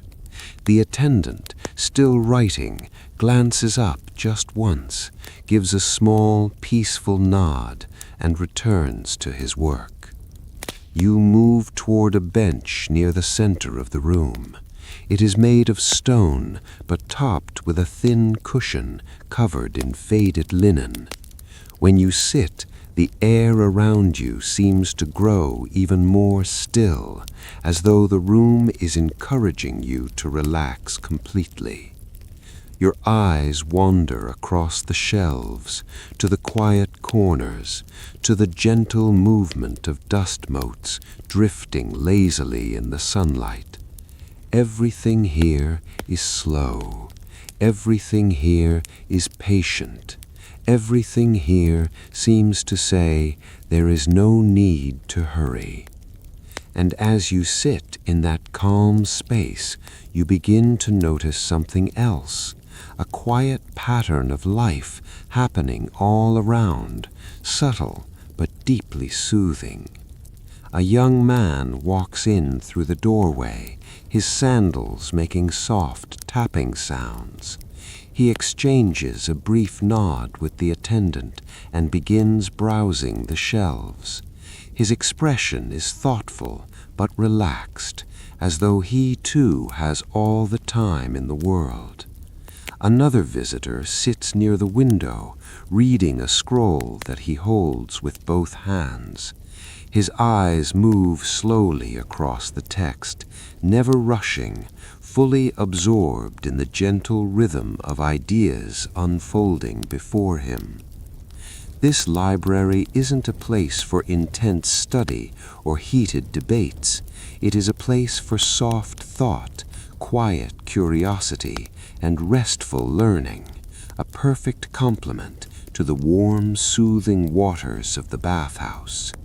You close your eyes for a moment, just listening to the soft sounds of the room, the faint scratch of the reed pen, the turning of papyrus, the occasional low exhale from someone deep in thought. It would be easy to fall asleep right here, in this cool, quiet chamber, surrounded by ancient words and gentle stillness. But after a while, you stand again, feeling refreshed by the quiet pause. You move back toward the doorway, your steps echoing softly, but never sharply. As you step outside, the sunlight greets you warmly, and the garden stretches out before you, green, calm, and waiting to be explored further. But you don't need to decide where to go yet. You can move at any pace you like, or simply stand for a moment and let the air, the light, and the timeless peace of the bathhouse surround you. Your gentle walk is far from over. There is more to see, more to explore, and more calm moments to rest in. But for now, you simply breathe, letting the library's quiet stillness linger softly in your mind. Slowly, gently, as though carried on a warm breeze through a quiet afternoon. If you're listening while lying down, you might sink a little deeper into your pillow, let your breath fall into a soft rhythm, and allow your mind to continue strolling peacefully through this calm Roman world. You've stepped out of the library now, leaving behind the hushed scratch of the reed pen and the soft glow of filtered sunlight. The air outside feels warmer again, wrapped in the gentle brightness of the garden. As you continue your slow walk along the gravel path, you notice another doorway ahead, a narrow, arched entrance leading into a long corridor. The arch is carved with simple floral patterns, worn smooth with age, their edges softened by the touch of countless hands and the passing of countless afternoons. You step inside. The light shifts once again, becoming cooler and more diffused. This corridor, long and straight, is lined with statues, a tranquil gallery tucked quietly inside the bath complex. Not a grand exhibition meant to impress, but a peaceful walkway designed for slow contemplation. The air feels still here, not heavy, just steady and unmoving, like the calm at the center of a deep breath. Your footsteps echo faintly, soft ripples of sound spreading out across the smooth stone floor. Each step seems to settle into the silence like a pebble falling gently into a pool. The statues stand on low pedestals along both walls. Some are nearly life-sized, while others are small, no taller than a child. They are made of marble, some pale as milk, others touched with warm shades of honey or cream. Most depict ordinary figures, a woman carrying a basket of fruit, a young scribe sitting cross-legged with a scroll, a baker shaping a loaf of bread. Everyday tasks from a long-ago world, captured not dramatically, but quietly, with gentle rounded lines and relaxed postures. You pause before one statue in particular. It shows an elderly man sitting on a low stool, his hands resting loosely in his lap. His face is carved with deep wrinkles, but his expression is peaceful, serene, as though he is listening to someone speak just out of view. The sculptor has smoothed the marble so carefully that the folds of the man's tunic seem almost as soft as fabric. You reach out, touching the surface lightly with your fingertips. It's cool, like water just before it warms under the sun. A few steps farther, and you pass a statue of a young woman holding a small clay lamp. Her eyes are cast downward, focused on the flame that once would have been carved or painted into her lamp. The flame itself is long gone, but the feeling remains, a quiet devotion to something simple, something gentle. The corridor has no wind, no draft, yet it feels as though the statues themselves are breathing softly, their forms filled with a silent kind of life, held in delicate suspension. You walk a little farther. Along the right wall are a series of relief panels, flat carvings that depict scenes in low, softened detail. A family sharing a meal, children playing by a fountain, a group of friends reclining on couches, talking leisurely over cups of wine. All scenes of peace, of daily life, moments that might otherwise have been forgotten if they hadn't been carved lovingly into stone. You pause before one panel that shows a mother braiding her daughter's hair. The girl sits patiently, her head tilted slightly forward, while the mother's hands work gently behind her. Even though it's just stone, you can sense the softness of the moment, the quiet intimacy between parent and child. There is a warmth here, not physical, but emotional, the warmth of ordinary tenderness preserved across centuries. You continue walking until the corridor opens wider, forming a rounded space at its center. Here stands the largest statue in the hall, a figure of Hygeia, the goddess of health, leaning gracefully against a tall column. In her arms she holds a small bowl, and a slender serpent winds upward toward it, its smooth form carved with careful precision. Her expression is gentle, almost motherly, her head inclined slightly as though blessing the bathhouse with its warm waters, its steam-filled chambers, and its peaceful rituals. Many bathhouses placed such statues in their quiet corridors or small shrines, reminders that cleanliness, rest, and balance were seen as sacred acts, not merely routines. You stand before her now, letting your gaze trace the soft curves of her marble form.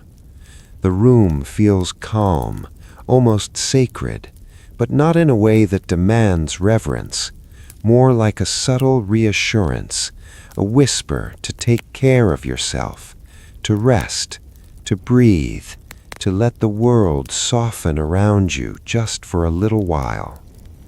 A tiny flicker of golden light dances across the statue's surface. For a moment, you think it might be a candle, but then you realize it's simply sunlight reflecting from a polished bronze mirror hanging nearby. The mirror's surface is slightly warped, as ancient bronze often is, so the reflection moves gently, like ripples in a shallow pool. Everything in this space, the statues, the carved panels, the dim light, seems designed to calm the mind, to invite slow, easy thoughts, to give the heart permission to settle and drift. You continue walking until you reach the far end of the hall. Another archway opens ahead, leading back toward the main complex. The light beyond it is warmer, hinting at sunlit courtyards and the soft murmuring of bathers relaxing nearby. You pause at the threshold, taking one last look at the statue-lined corridor.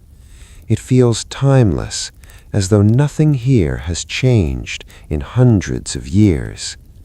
Then you step through the archway, leaving the quiet hall behind you as you drift once more into the gentle warmth of the Roman bathhouse. If your eyes feel heavier, that's perfectly fine. You can let them close if you wish. You can listen with your mind's eye instead, drifting deeper into this quiet, ancient world where nothing is rushed and everything unfolds as softly as a warm breeze. You've stepped out of the statue hall now, and the air feels warmer again, not hot, just pleasantly mild, like late afternoon sunlight resting on smooth stone. Ahead, you can hear a different sound, a faint rhythmic splashing, delicate and unhurried, like water being stirred in a shallow bowl. You follow it. A wide doorway opens into a small chamber, calm and open, with a low pool stretching across the center of the room.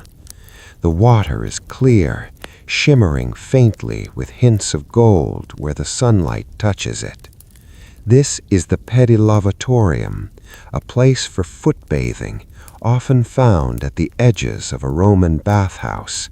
Visitors paused here to rinse the dust from their feet before entering other rooms, not out of strict necessity, but as a part of the gentle rhythm of cleansing and resetting.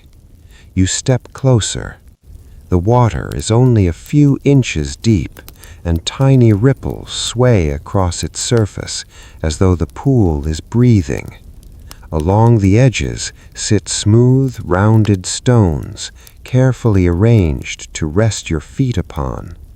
The floor surrounding the pool is made of mosaic, tiny tesserae fitted together into a pattern of soft blues and pale yellows.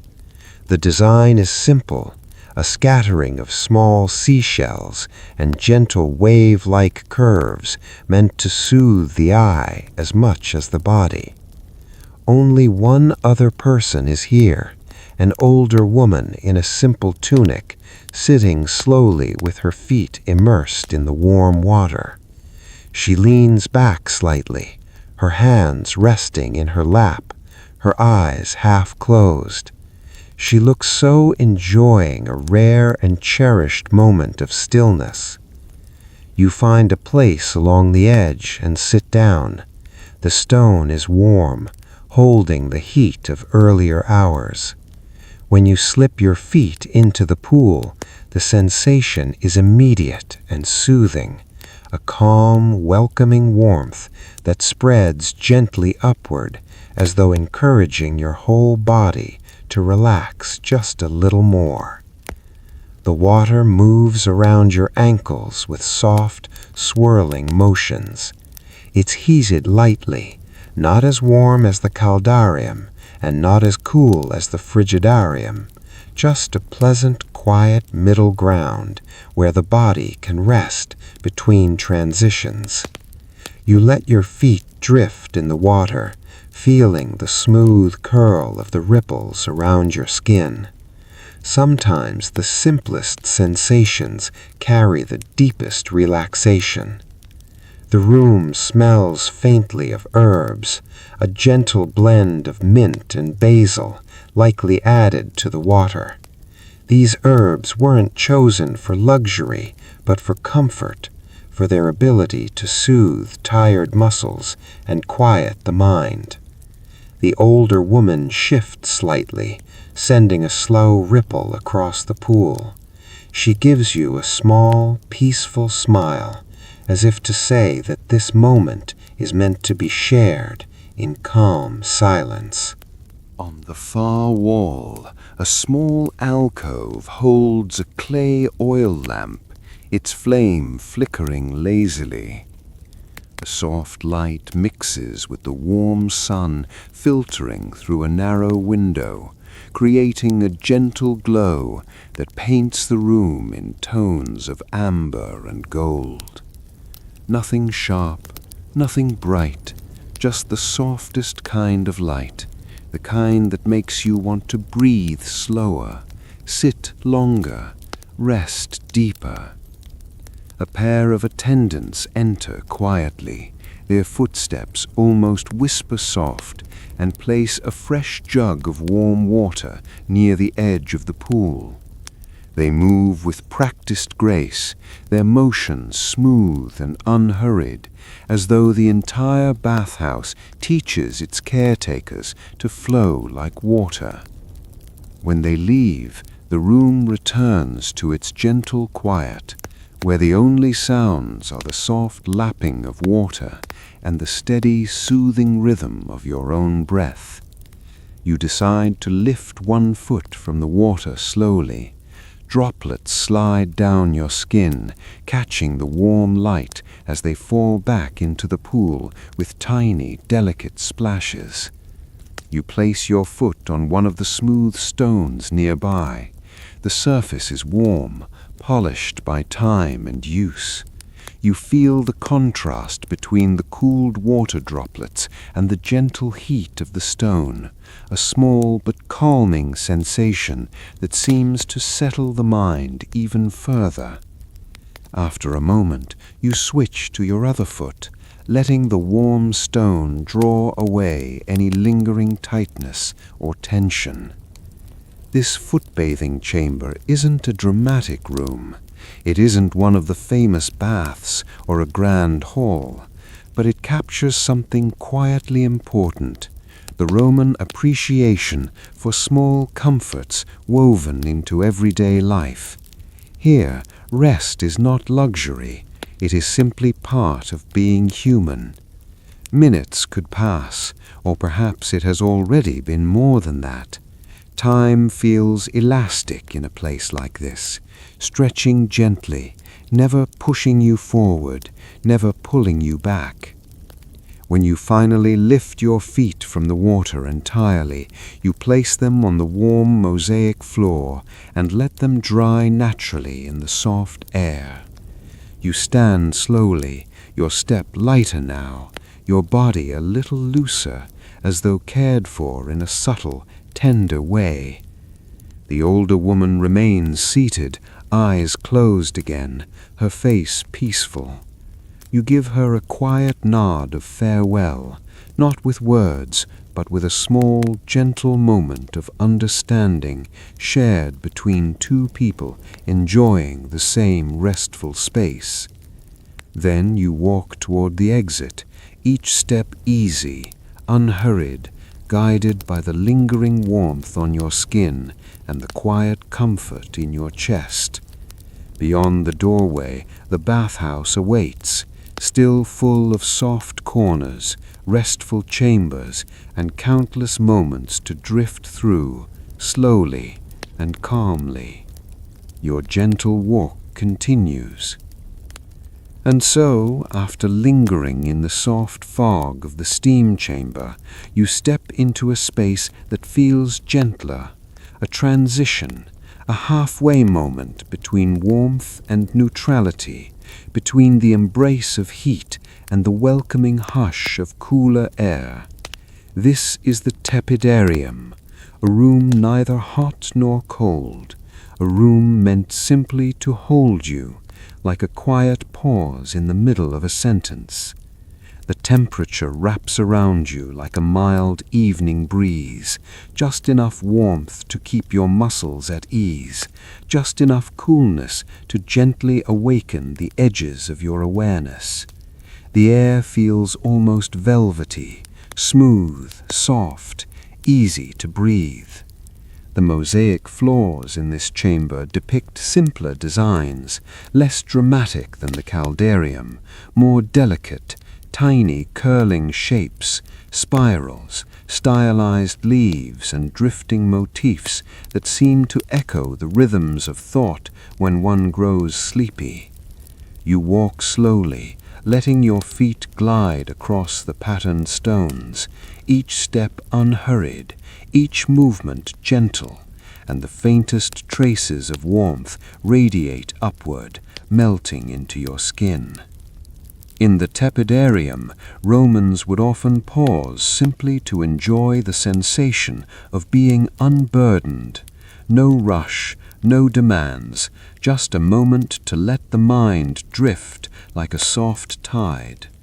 And so we linger here, breathing quietly, surrounded by the muted hum of distant echoes. If you listen carefully, you might hear the soft clink of a bronze lamp being adjusted, the slow rustling of linen, the light footsteps of someone walking with a tray of oils, all of it blending into a sleepy hush.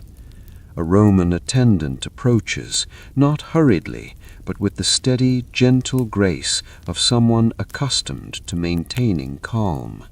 They set out a small bowl of warm, scented oil. The fragrance is subtle, perhaps a blend of myrtle, a touch of rose, and a trace of olive warmth.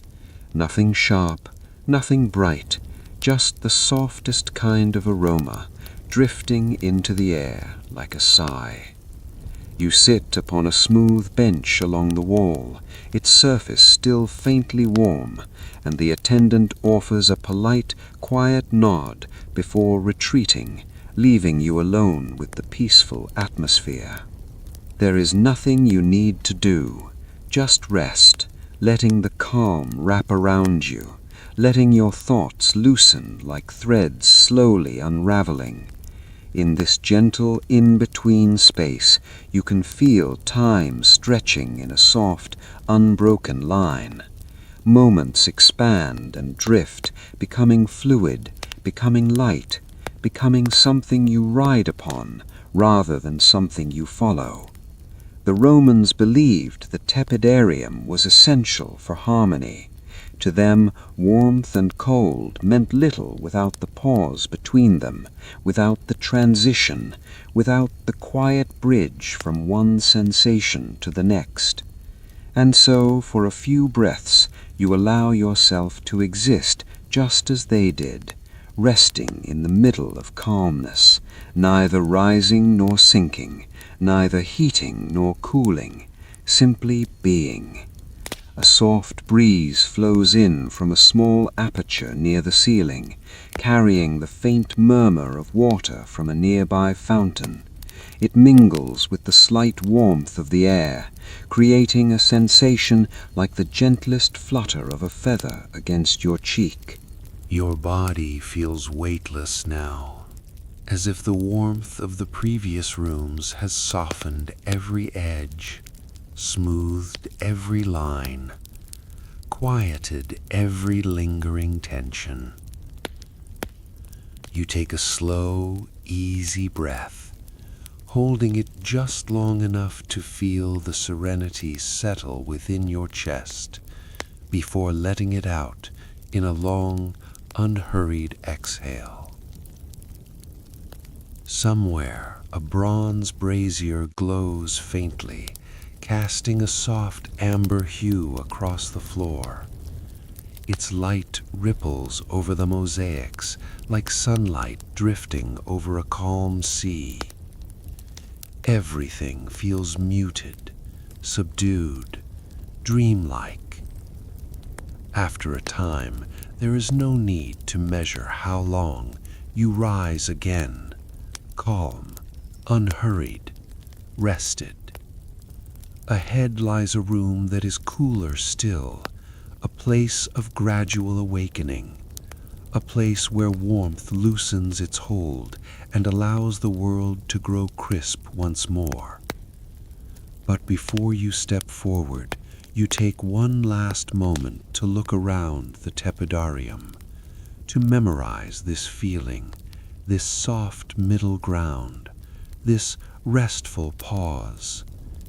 Then, with slow steps, you move toward the archway leading into the next chamber, letting the faint coolness brush against your skin, guiding you onward, toward the quiet of the frigidarium and the gentle world waiting within it. As you step through the archway, the air shifts once more, just slightly, like the soft change from late afternoon to early evening. This is the frigidarium, the cool room of the Roman bathhouse, the final gentle note in the long, slow symphony of warmth and rest. The temperature here is not cold in a harsh way, but cool in the sense of early morning air drifting through an open window, refreshing, quiet, soft around the edges. It touches your skin with a feather-like breeze, lifting away any leftover heat, balancing the body, bringing everything into a place of calm neutrality. The light in this room seems clearer, softer still, but clear in a peaceful moonlit sort of way. Marble pillars rise like pale trunks in a silent forest, their surfaces smooth, almost glowing in the ambient light. The room feels spacious, yet gentle, with echoes so quiet they sound like distant memories rather than actual sounds. At the center of the chamber sits a still, cool pool. Its surface is perfectly calm, like a sheet of polished glass, reflecting the ceiling above in quiet ripples of blue and silver. The ceiling itself is beautifully vaulted, soft arches stretching upward like the inside of a seashell. Tiny points of light from bronze sconces shimmer across it, as if the stars have settled indoors just to keep you company. You walk toward the pool, your footsteps forming the faintest whispers on the smooth stone floor. The air embraces you gently, inviting you to linger, not urging, never rushing, just patiently waiting for your presence to settle fully into the space. A small group of bathers may have been here earlier, but they've since drifted elsewhere, leaving the chamber in a tranquil hush. It almost feels as though time has paused, long enough for you to absorb all the quiet, all the stillness, all the cool that softens the warmth lingering on your skin. You lower yourself to sit at the edge of the pool, letting your fingers glide along the surface of the water. It is cool, yes, but not cold enough to shock, just cool enough to awaken a faint tingling in your fingertips, like touching the surface of a shaded stream in late spring. The reflection shifts as your hand moves, breaking and reforming in slow, peaceful patterns. Some Romans would fully immerse themselves here after the hot rooms, a moment of stimulation, invigoration, a crisp conclusion to the ritual. But you don't need to do anything sudden. No plunging, no abrupt motions. Instead, you simply sit, breathing in the calm, feeling the light coolness rise gently around you. The scent in the Frigidarium is different as well. Clean, crisp, simple. It carries notes of stone and water and faint touches of the oils that travelers brought with them earlier. A Roman attendant glides by softly, their sandals whispering across the floor. They adjust a lamp, adding just a little more warm glow to the space, then continue onward, leaving you bathed in balanced light, neither too bright nor too dim, just perfectly restful. Your eyes follow the slow dance of light on the water's surface. It moves like calm breath, rising, falling, expanding, contracting, never hurried, never loud. It is easy to imagine Romans of centuries ago sitting just as you do now, letting the coolness settle into their limbs, letting their thoughts drift like gentle currents, embracing this final phase of the bathhouse ritual. This room, this quiet, cool chamber, served as a simple reminder that balance is essential. Just as warmth soothes, coolness steadies. Just as heat loosens the body, gentle chill gathers the mind. You take another slow, deliberate breath, letting the cool air fill your lungs, calming you from the inside, clearing away any remaining heaviness. Your shoulders relax, your hands rest lightly against the stone, and your legs feel pleasantly weightless, as though the floor is holding you with quiet tenderness. After a time, a long, soft stretch of moments that don't need to count, you rise again, your movements slow and effortless. You walk along the edge of the pool, following the gentle curve of the room, letting your fingertips trail along the cool stone surface of the wall. The sensation is grounding, steady, comforting in its simplicity. Ahead, another archway waits, less imposing than the last, framed with ivory-colored stone and touched by a faint wash of warm light from beyond. This archway leads you onward, toward the final restful spaces of the bathhouse, the places where Romans dried their skin, rested on soft benches, spoke in low, lazy murmurs about nothing at all, simply enjoying the gentleness of a life unhurried. And so, with a soft breath, you step once more into the pathway ahead, toward the next chamber, toward the next wave of calm, toward the quiet heart of the bathhouse, where comfort waits like a gentle friend. Stepping beyond the cool hush of the Frigidarium, you enter a room bathed in soft amber light. It feels almost like sunset caught indoors, glowing gently from oil lamps placed in shallow niches along the walls. This is the Districtarium, the quiet space where Romans would dry themselves, where warmth returns in a gentle, comforting way, not with steam or heat, but with the simple kindness of soft cloth, fresh air, and unhurried movement. The air is warmer than the Frigidarium, but still calm, still light, holding the faintest scent of clean linen, mixed with a trace of olive soap left behind by earlier bathers. You take a moment to simply stand there, feeling the subtle change in temperature drift around your skin, not rushing to warm you, not cooling you either, but settling gently until your body finds its natural balance. Along the walls are low benches covered with soft woven towels and folded pieces of cloth so smooth they almost resemble warm, pale clouds. You choose a place to sit, lowering yourself slowly onto the cushioned bench. The surface meets you with a quiet welcome, supportive and steady beneath you, inviting your body to rest.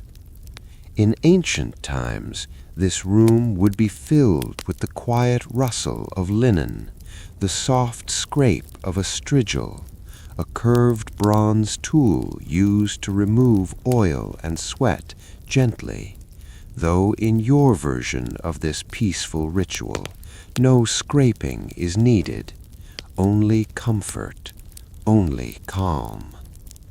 A Roman attendant approaches, their steps light, deliberate, barely disturbing the peaceful air. They carry a warm cloth, fresh from a nearby brazier where linens are gently heated. They offer you the cloth with a respectful nod, their presence reassuring but never intrusive. Then they move away, leaving you alone once again with the soft quiet of the room. You drape the cloth over your arms, feeling its warmth spread slowly, like sunlight filtered through a thin curtain.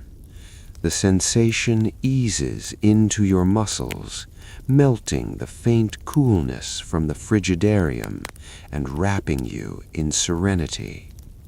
You take another slow breath, the kind that seems to expand the space inside your chest and clear your mind like a gentle breeze. Here, in this quiet drying room, life feels exceptionally simple. No demands, no tasks, no lists to remember. Only the rhythm of calm breath and the softness of fabric against your skin. Around you, other bathers move quietly, engaged in their own tranquil rituals. One sits with eyes half closed, letting their towel rest against their shoulders, as though wrapped in a small cocoon of warmth. Another brushes their arms lightly, drying their skin with unhurried movements that seem almost meditative. A soft conversation murmurs from somewhere nearby, two voices speaking in low, steady tones that blend so seamlessly into the atmosphere they feel part of the room's natural hum. Their words aren't sharp enough to understand, nor do they need to be. Only the gentle cadence matters, a soothing backdrop like distant waves or wind drifting through tall grass.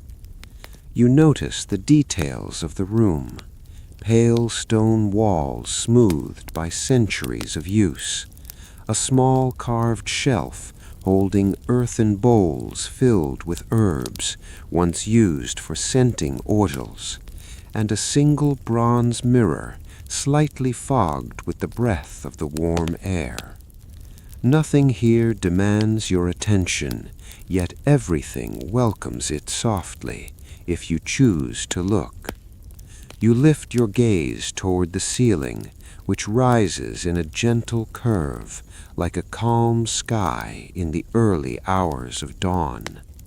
The light from the lamps below casts a warm glow upward, creating soft gradients of gold and honey that soothe the eyes and slow the pace of thought. You feel lighter now, your body comfortable, your mind floating in a slow current with no destination to reach. After a time, a quiet, drifting stretch of moments, you rise from the bench, your movements now smooth and effortless. You fold the warm cloth neatly, placing it onto a wooden tray left for bathers to leave their used towels. Ahead, another doorway waits, this one framed in warm tones with soft patterns etched into the wood.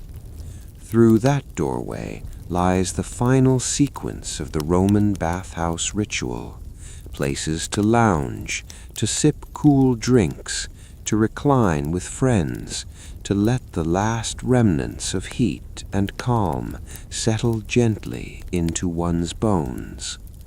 And so, with a mind unhurried and a body at peace, you take a slow step forward, into the quiet spaces ahead, into deeper calm, into the lingering warmth of a world designed to let people rest without hurry. Stepping through the warm wooden archway, you enter a space where the world feels as though it has slowed to the gentlest possible pace. This is a resting hall, a tranquil chamber where Romans came to recline after the warmth, after the steam, after the cool embrace of the Frigidarium, a place where the body could settle and the mind could drift like a soft, wandering cloud. The room is filled with a warm amber glow, lamps arranged in gentle clusters along the walls and on small, low tables carved from smooth olive wood. The air here is mild, neither warm nor cool, just perfectly balanced, a soft middle ground where comfort lives easily, without effort, without thought. Reclining couches line the room, each one draped with soft fabrics in muted shades of rust, sand, and faded terracotta, colors that soothe the eyes like earth after a light rain. You walk slowly between them, your footsteps cushioned by woven floor mats made from reeds and softly dyed wool. These mats create a faint, pleasant texture beneath your feet, a sensation grounded enough to feel real, yet gentle enough to invite rest. In one corner, a small water clock ticks with the quietest possible rhythm. Soft, steady drops falling within a glass vessel, not measuring time so much as marking a peaceful pulse that blends seamlessly into the room's atmosphere. Along the opposite wall, a shallow fountain trickles with a soothing, steady whisper. Its water flows over simple stone shapes, rounded, worn smooth, like river stones that have traveled through centuries of soft currents. You find a couch near the fountain, its cushions soft, without sinking too deeply. It welcomes your weight as though remembering every bather who has rested here over the centuries. You recline slowly, feeling the fabric cool beneath your skin before gently warming to match the shape of your body. Your arms rest easily beside you. Your breathing falls into a calm rhythm, and your legs settle into a natural, effortless stillness. Someone nearby, perhaps another bather, lets out a long, slow exhale. Not loud, not disruptive, just a simple human sigh that becomes part of the quiet tapestry of the room. A Roman attendant moves through the hall with the grace of someone who understands silence the way a musician understands rhythm. They carry a small tray of drinks, light, cool beverages made from diluted wine, herbs, and a hint of honey. When they reach you, they offer a small cup with a gentle nod. The drink is cool to the touch, but not cold, refreshing, slightly sweet, with the faintest aroma of mint and crushed grape skins. You sip slowly, letting the drink soothe your throat and refresh your senses without stirring you fully awake. The hall around you feels peaceful, calm, safe, a sanctuary of stillness where nothing needs to be solved or achieved or hurried. The soft murmur of distant voices drifts through the room like a warm breeze, conversations spoken in quiet tones about simple things, a market stall discovered earlier, a neighbor's new garden, a story passed between friends. None of it reaches you clearly. It all remains in the background, gentle, soothing, like the low hum of a distant memory. The fountain continues its slow, steady trickle, a sound that feels like it could last forever, never demanding attention, only offering calm.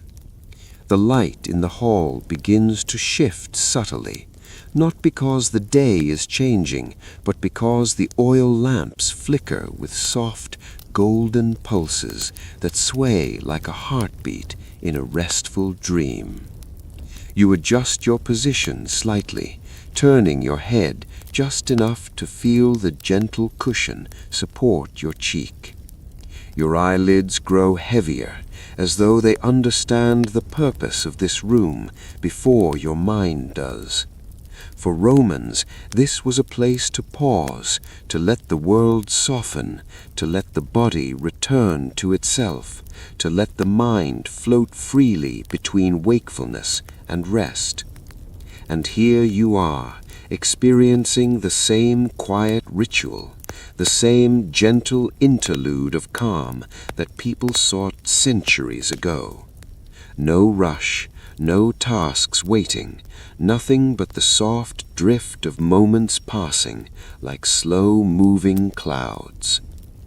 After a time, a quiet, tender stretch of time, you rise again slowly, though your body feels relaxed, as if it might melt back into the couch if you paused for just a breath longer. But you stand, calm and unhurried, and let your feet carry you toward another archway on the far side of the hall.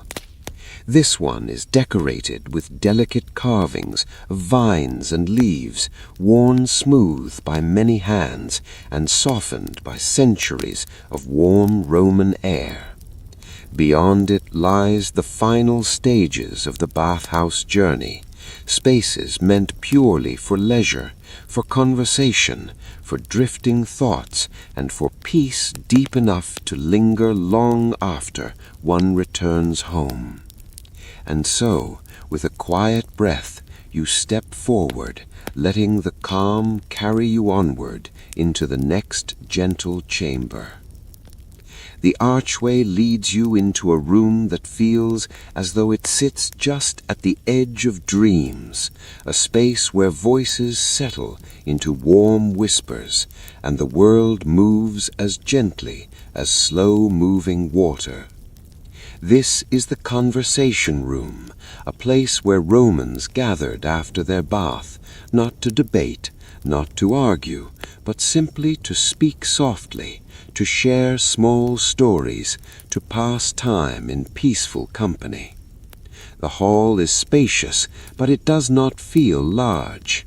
Its edges are softened by warm light and low ceilings painted with calm patterns, delicate swirls and faint green leaves that curl like vines growing up the walls.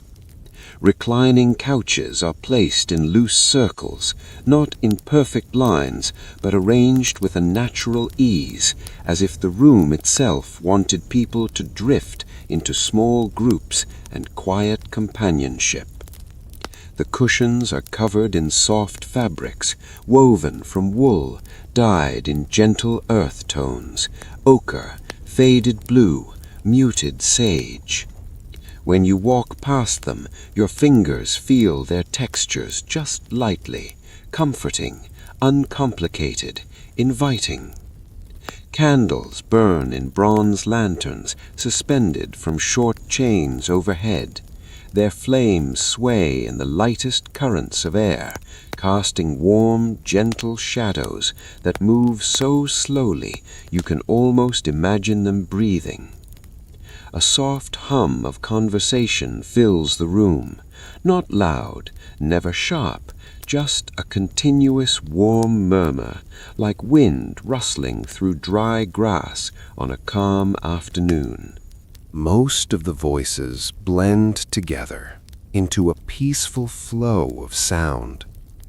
Occasionally, one rises just enough for its cadence to reach you.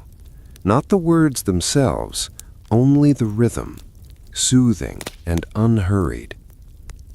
A group nearby reclines comfortably, sharing dried figs and small handfuls of honeyed nuts from a shallow dish carved from olive wood. The scent of the figs drifts through the air, sweet, gentle, like something that grew under sunlight and was dried slowly in a quiet courtyard. Another group sits closer to a window where cool air flows in from a hidden courtyard beyond. Their conversation rises in soft intervals, laughter gentle and brief, the kind that comes from people completely at ease with where they are and who they're with. You find a place to settle, a low couch with cushions that cradle your back as you recline. Your body sinks into the softness without effort, as though the couch was made to hold you exactly as you are. Someone passes by and places a small plate on a table near you.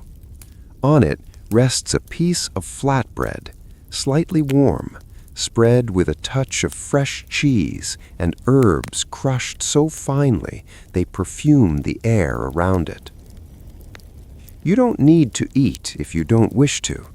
The presence of the food alone adds to the room's feeling of gentle hospitality. As you listen, your mind drifts, not toward thoughts that demand answers, but toward soft images and half-formed reflections that rise and fall like leaves floating on calm water. You notice a pair of elderly bathers sitting on a nearby couch, their conversation slow and deliberate. One gestures with a graceful looping motion, describing something in the air, perhaps a memory from years long past. Their voices carry the weight of a life lived fully, yet even their stories are spoken in tones as soft as twilight. A young man enters the room next, carrying a small clay flute. He settles into a corner, not announcing himself, not preparing to perform, only cradling the instrument in his lap with thoughtful, relaxed hands. After a moment, he lifts the flute and plays a simple melody, just a few notes, slow, drifting, like drops of water falling from a high fountain into a still pool.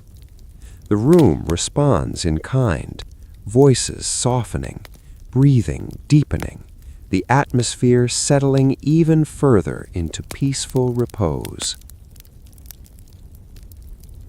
The tune is not complex. Its beauty lies in simplicity, a pattern of notes that loops, slows, pauses, wanders gently like a quiet walk at dusk. No one applauds. No one needs to. The music exists as naturally as the warm light, the soft cushions, the drifting conversations. After a short while, the young man lowers the flute, resting it on his lap as he closes his eyes. The room continues its soft murmur, the melody lingering like dew on leaves long after the rain has stopped. You remain reclined, eyes half-lidded, breathing slow. The comfort of the room begins to seep deep into your limbs, softening you from the inside out. Time in this room does not disappear, it just stops mattering. You let another long breath slip out, your chest growing light, your mind growing still. When you finally rise, it is like lifting yourself from warm sand, slow, unhurried, supported. And as you move toward the next doorway, the soft hum of voices follows you like a warm blanket carried gently on a breeze. Ahead lies another space of rest and calm, a quiet courtyard where evening light gathers and the air becomes even softer still.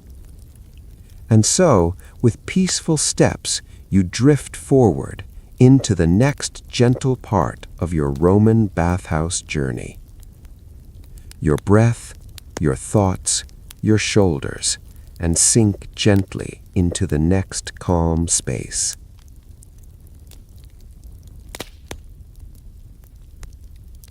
You emerge from the warmth of the conversation room into a space that feels touched by the softest breath of evening.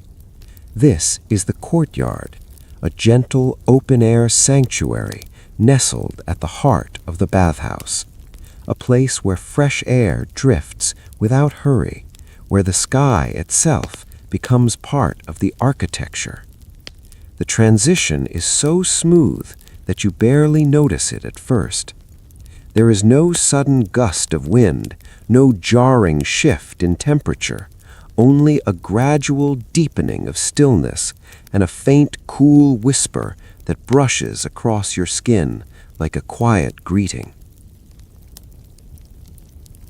Stone tiles pave the courtyard floor, warm from the day's light, yet cool enough to soothe the feet. They are arranged in soft geometric patterns, simple shapes worn by time, each one holding a faded memory of footsteps that passed before yours. In the center of the courtyard, a long rectangular pool stretches beneath the open sky. The water is calm, so calm it reflects everything above it like a polished mirror. The pale blue of dusk, the first hints of stars, and the drifting feather-soft clouds that seem to linger here just a little longer than anywhere else. At the edges of the pool, small lanterns rest on the stones, their flames steady, casting delicate golden paths that shimmer gently on the water's surface. The sound of the courtyard is different from the rooms before it. Not silence, not busy noise, but a soft mixture of quiet breaths of wind, gentle footsteps, and the faintest rustle of leaves from the potted laurels and small fig trees placed thoughtfully around the space. You take a slow step forward, feeling the slight give of the tiles beneath you, and then another, as the air folds around you like a cool, soothing blanket. A few bathers rest along the pool's edges, sitting on low stone benches draped with woven fabrics. Some lean back with their eyes closed, letting the breeze cool their faces. Others speak softly, not because they must, but because the quiet of the courtyard seems to naturally invite soft tones and gentle pauses. You walk toward one of the benches, choosing a place that feels just right, a spot where the pool is perfectly still and you can see the sky reflected so clearly that it feels like a second sky beneath your feet.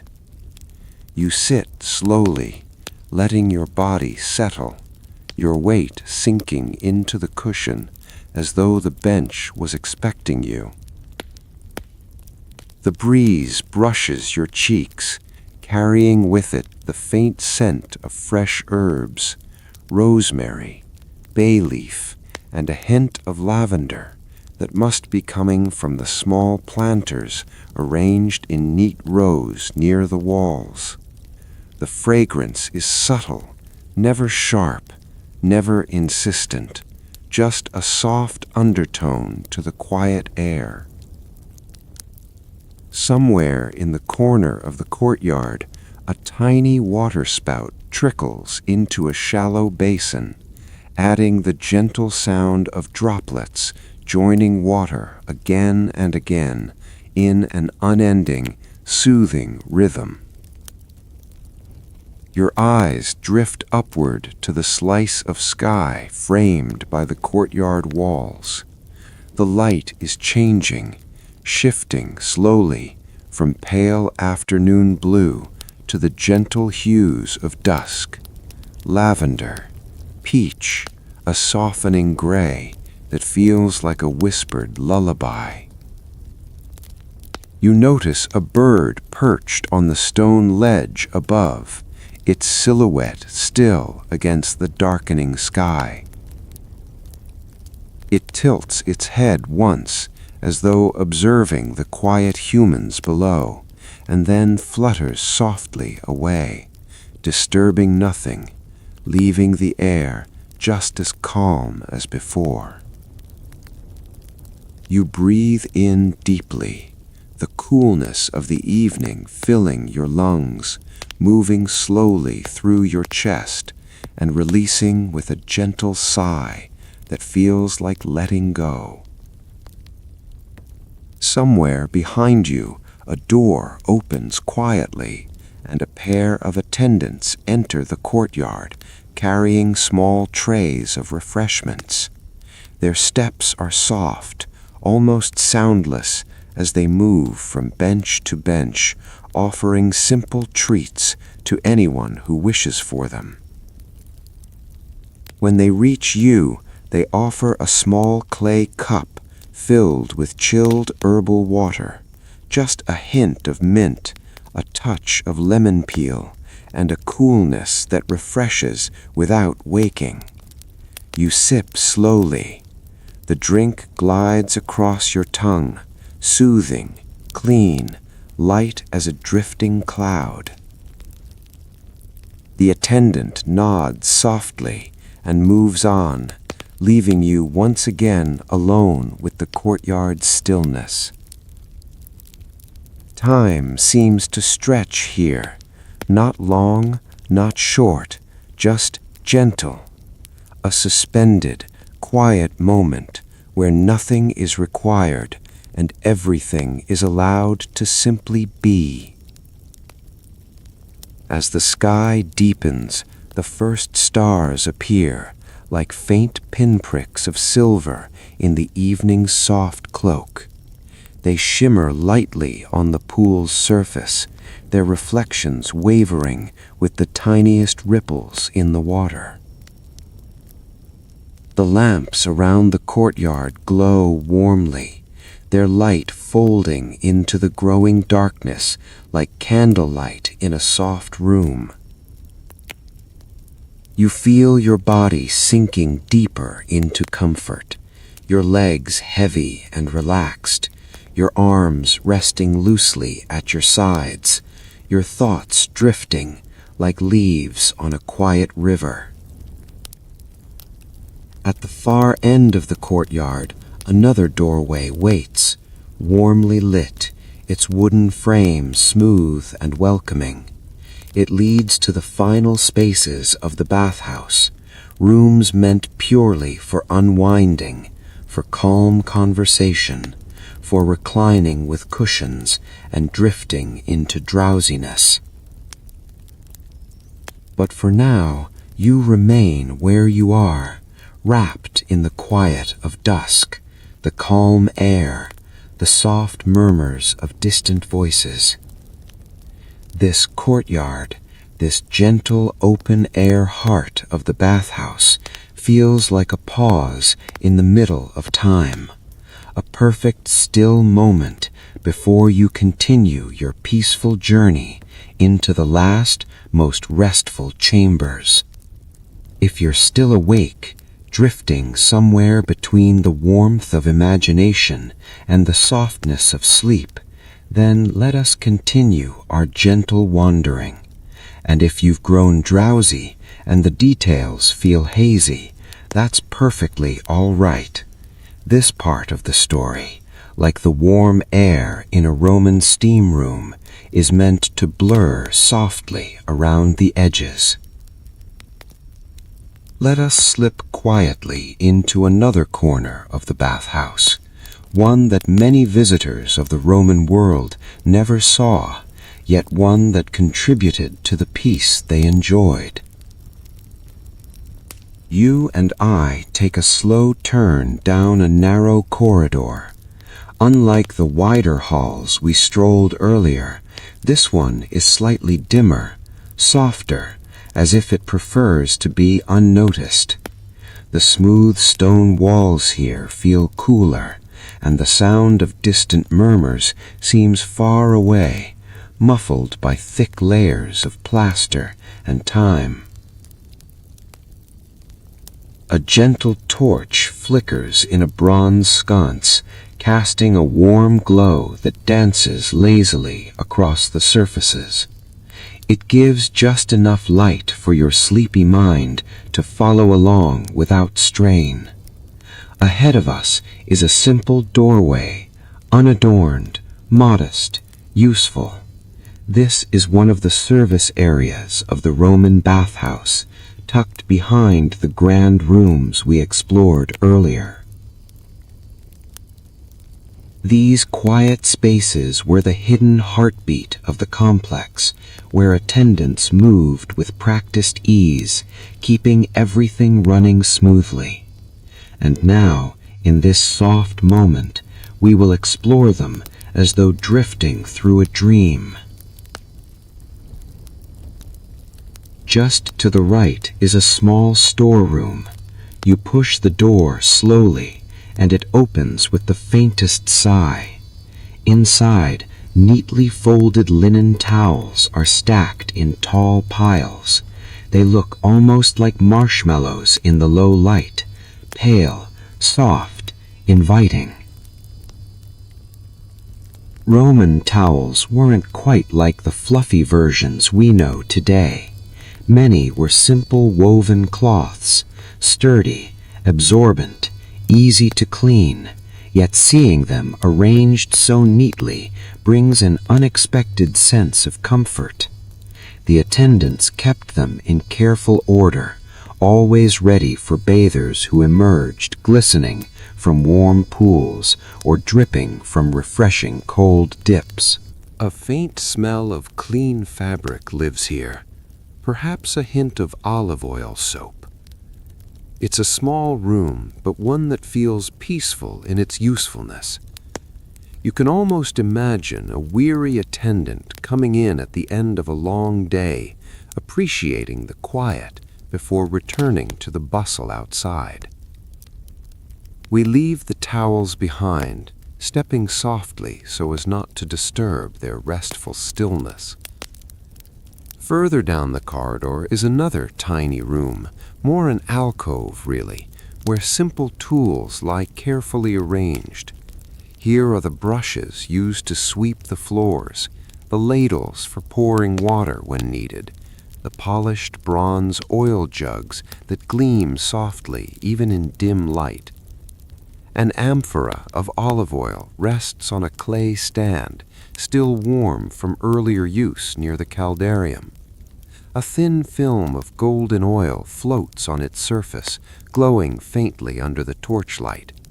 This oil would have been used by attendants or bathers themselves to soften the skin, to make the strigil scraping gentle and satisfying.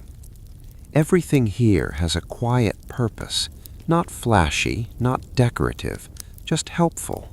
And the Romans, so skilled at engineering their world, trusted these simple tools as much as the great heated rooms we visited before. You may find it oddly soothing, I do, how even mundane objects can feel peaceful when viewed slowly, gently, without urgency. They sit here, waiting patiently for tomorrow. A little further down, hidden behind a thick curtain instead of a solid door, is a small rest chamber for the attendants. We draw the curtain aside very slowly, as though stepping into a private space where voices are always hushed. Inside are low stools, a simple wooden bench, and a clay water jug resting on a table. The room is quiet, but not lonely. You can almost feel the trace of human presence lingering in the air, the echo of soft conversation, perhaps, or the memory of someone sitting and rubbing their tired hands after a long shift. Imagine it gently. An attendant pauses here to sip fresh water or to brush a bit of dust from the hem of their tunic. They may hear laughter drifting from the main halls, or the sound of splashes from the pools, or the calming hum of voices sharing stories. This room might be small, but it holds a gentle sense of community. A faint breeze from beneath the curtain brings the soft scent of warm stone and clean water, blending with the earthy smell of clay jars. It's a grounding, comforting mix, simple scents that lull your senses into deeper relaxation. A few steps more, and we come to a room filled with dozens of clay lamps. They are arranged on shelves, tiny flames flickering gently, their dancing light reflected in shallow bowls of oil. Some lamps are lit, others wait patiently for nightfall. They are shaped in simple forms, rounded bodies, small nozzles, short handles, each one crafted to carry a little pool of soothing light into the darker corners of the bathhouse. The warm glow in this room feels like the beating heart of evening. It reminds you that even during nighttime, the bathhouse did not become cold or empty. There were always attendants, always visitors, always a quiet flow of life passing through. The scent here is familiar and comforting, a mixture of warmed olive oil, clay, and the faintest hint of smoke. The flames dance slowly, calmly, as though they too are growing sleepy. You notice how peaceful the shadows look here, not sharp or unsettling, but soft-edged, gentle, swaying like thin curtains in a breeze. We step back into the main service corridor, letting the lamplit room fade behind us. The torch on the wall continues its warm flicker, guiding us deeper into the hidden heart of the bathhouse. The quiet is profound here, not the silence of emptiness, but the silence of purpose, the silence that exists between one task and the next, where time slows and breath becomes deep and still. Your footsteps, even imagined, feel softer now. The air seems thicker with calm, as though the stones themselves exhale gently around you.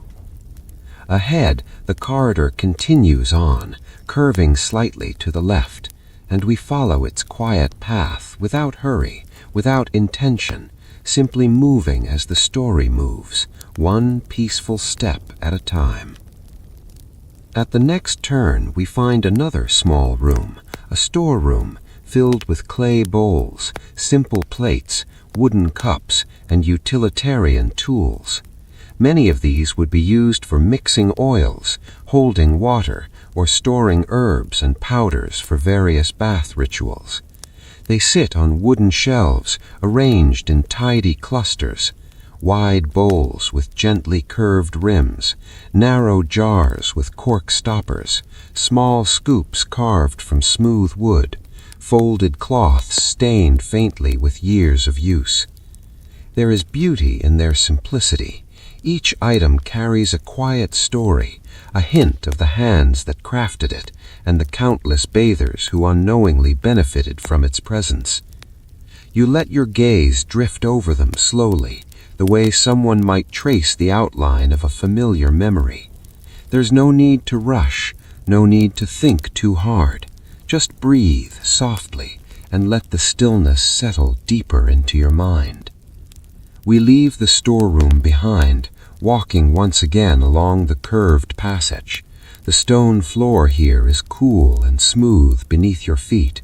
The air hums softly, warmed by the fires below, yet untouched by the bustle above. It is in these quiet spaces, the hidden corners, the simple rooms, the backstage world that the Roman bathhouse reveals itself as more than a place of leisure. It is a living organism, tended by careful, skilled hands. Even now, centuries later, exploring it in your imagination feels soothing, grounding, almost meditative. You feel the weight of history settle lightly around you, like a soft blanket laid gently over your shoulders. And as we keep walking, the corridor begins to open slightly, leading us toward another peaceful chamber, another gentle scene. But that will be for the next part. For now, let this quiet linger. Let it soften your thoughts, let your breathing slow, and allow your mind to drift like steam rising from warm Roman waters. The corridor curves gently to the left, and as we drift forward, slowly, unhurriedly, you might notice a subtle change in the air. A faint sweetness lingers here, something floral, something herbal, something warm and comforting, like the last whisper of a summer garden carried gently into the bathhouse. Let us move just a little further, and we'll find the source of that delicate perfume. The doorway ahead is wider than some of the others we passed, yet still modest in appearance. A soft curtain, dyed a calm shade of faded rose, hangs across the entry. When we lift it aside, we step into a space that feels almost magical in its quiet simplicity. Welcome to the scent room, the gentle workshop where oils, balms, herbs, and soft mixtures were prepared for bathers. Inside, the air feels warmer, softer. The lamps burn more brightly here, not harshly, but with a deeper golden glow. It's just enough light to reveal shelves lined with small jars of crushed lavender, dried chamomile blossoms, rosemary sprigs, ground iris root, tiny pots of honey, smooth jars of olive oil. Everything here smells faintly of calm, not overpowering, never dramatic, but subtle and soothing, like a faint breeze carrying fragrance from one memory to another. The Romans loved pleasant scents, not just for pleasure, but for ritual, relaxation, and a sense of well-being. And in this room, attendants would spend quiet hours preparing the mixtures used throughout the bathhouse. Imagine a pair of hands gently crushing lavender between smooth stones, the leaves releasing their sleepy aroma into the warm air.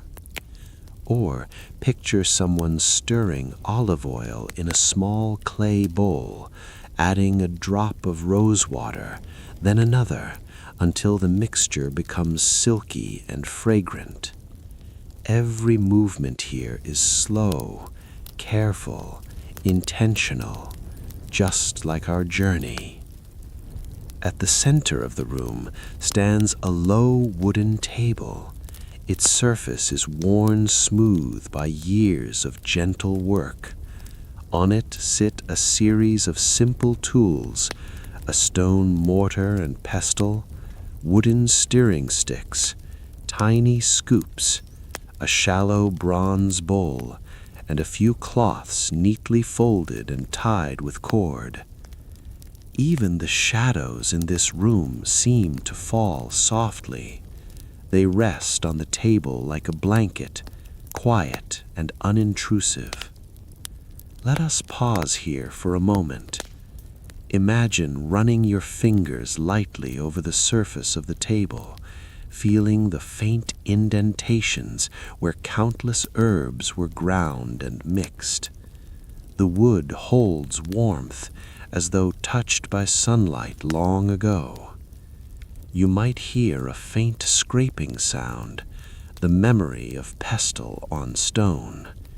It's rhythmic, almost hypnotic, a sound that encourages your breathing to fall into a gentle pattern. In ancient Rome, this room was not bustling or noisy.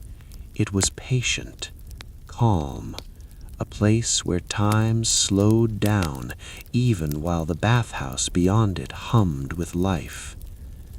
Turning to the left, you see an entire shelf lined with delicate clay bottles.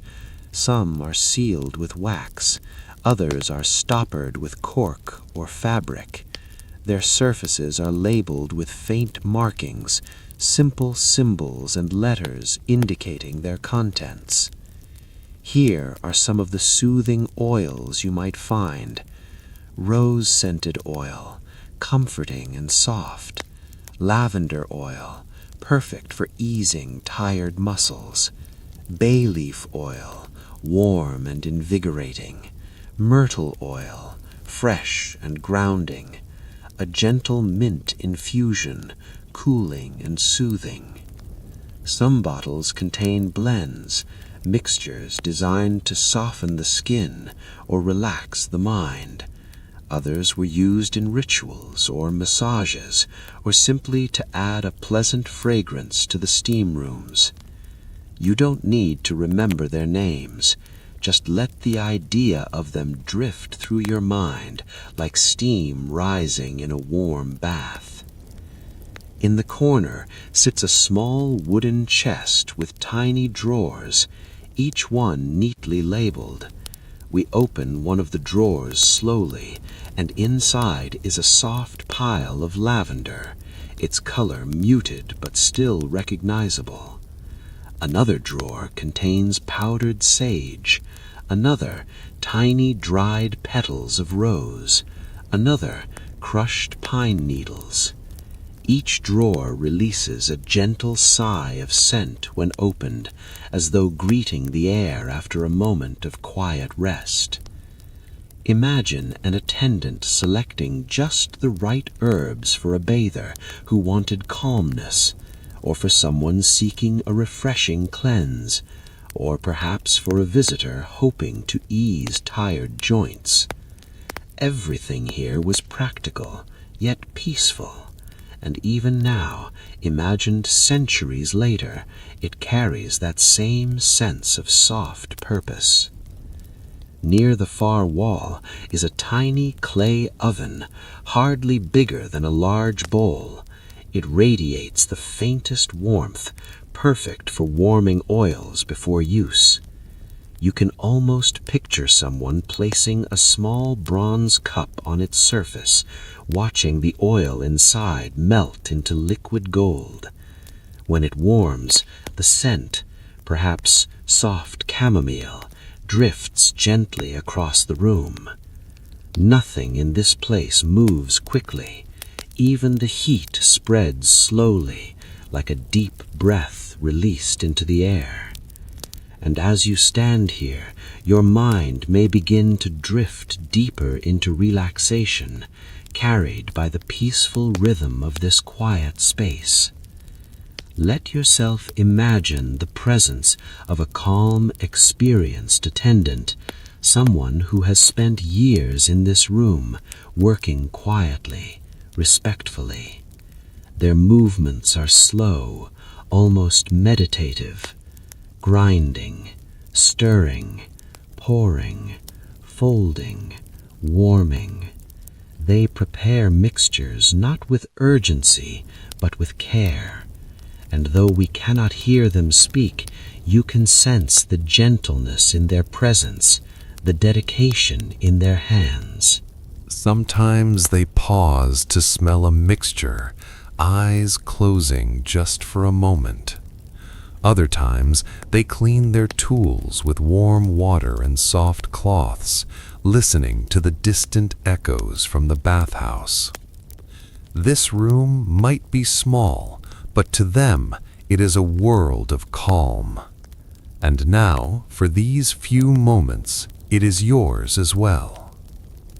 Let's pause here. Take a slow breath in and imagine the faint fragrance of lavender drifting into your senses. Then breathe out, letting the warmth of chamomile release your thoughts. You don't need to do anything else. You don't need to think about anything else. Just rest in the softness of this aromatic space. The Romans understood that scent could shape mood, could restore the mind, could ease tension, not through intensity, but through gentle presence. This room is the embodiment of that philosophy. Quiet, warm, peaceful, a sanctuary within a sanctuary. When you're ready, slowly, without hurry, we lift the rose-colored curtain again and step back into the quiet corridor. The air feels a little different now, maybe a bit warmer, maybe a bit sweeter, perhaps a little heavier with calm.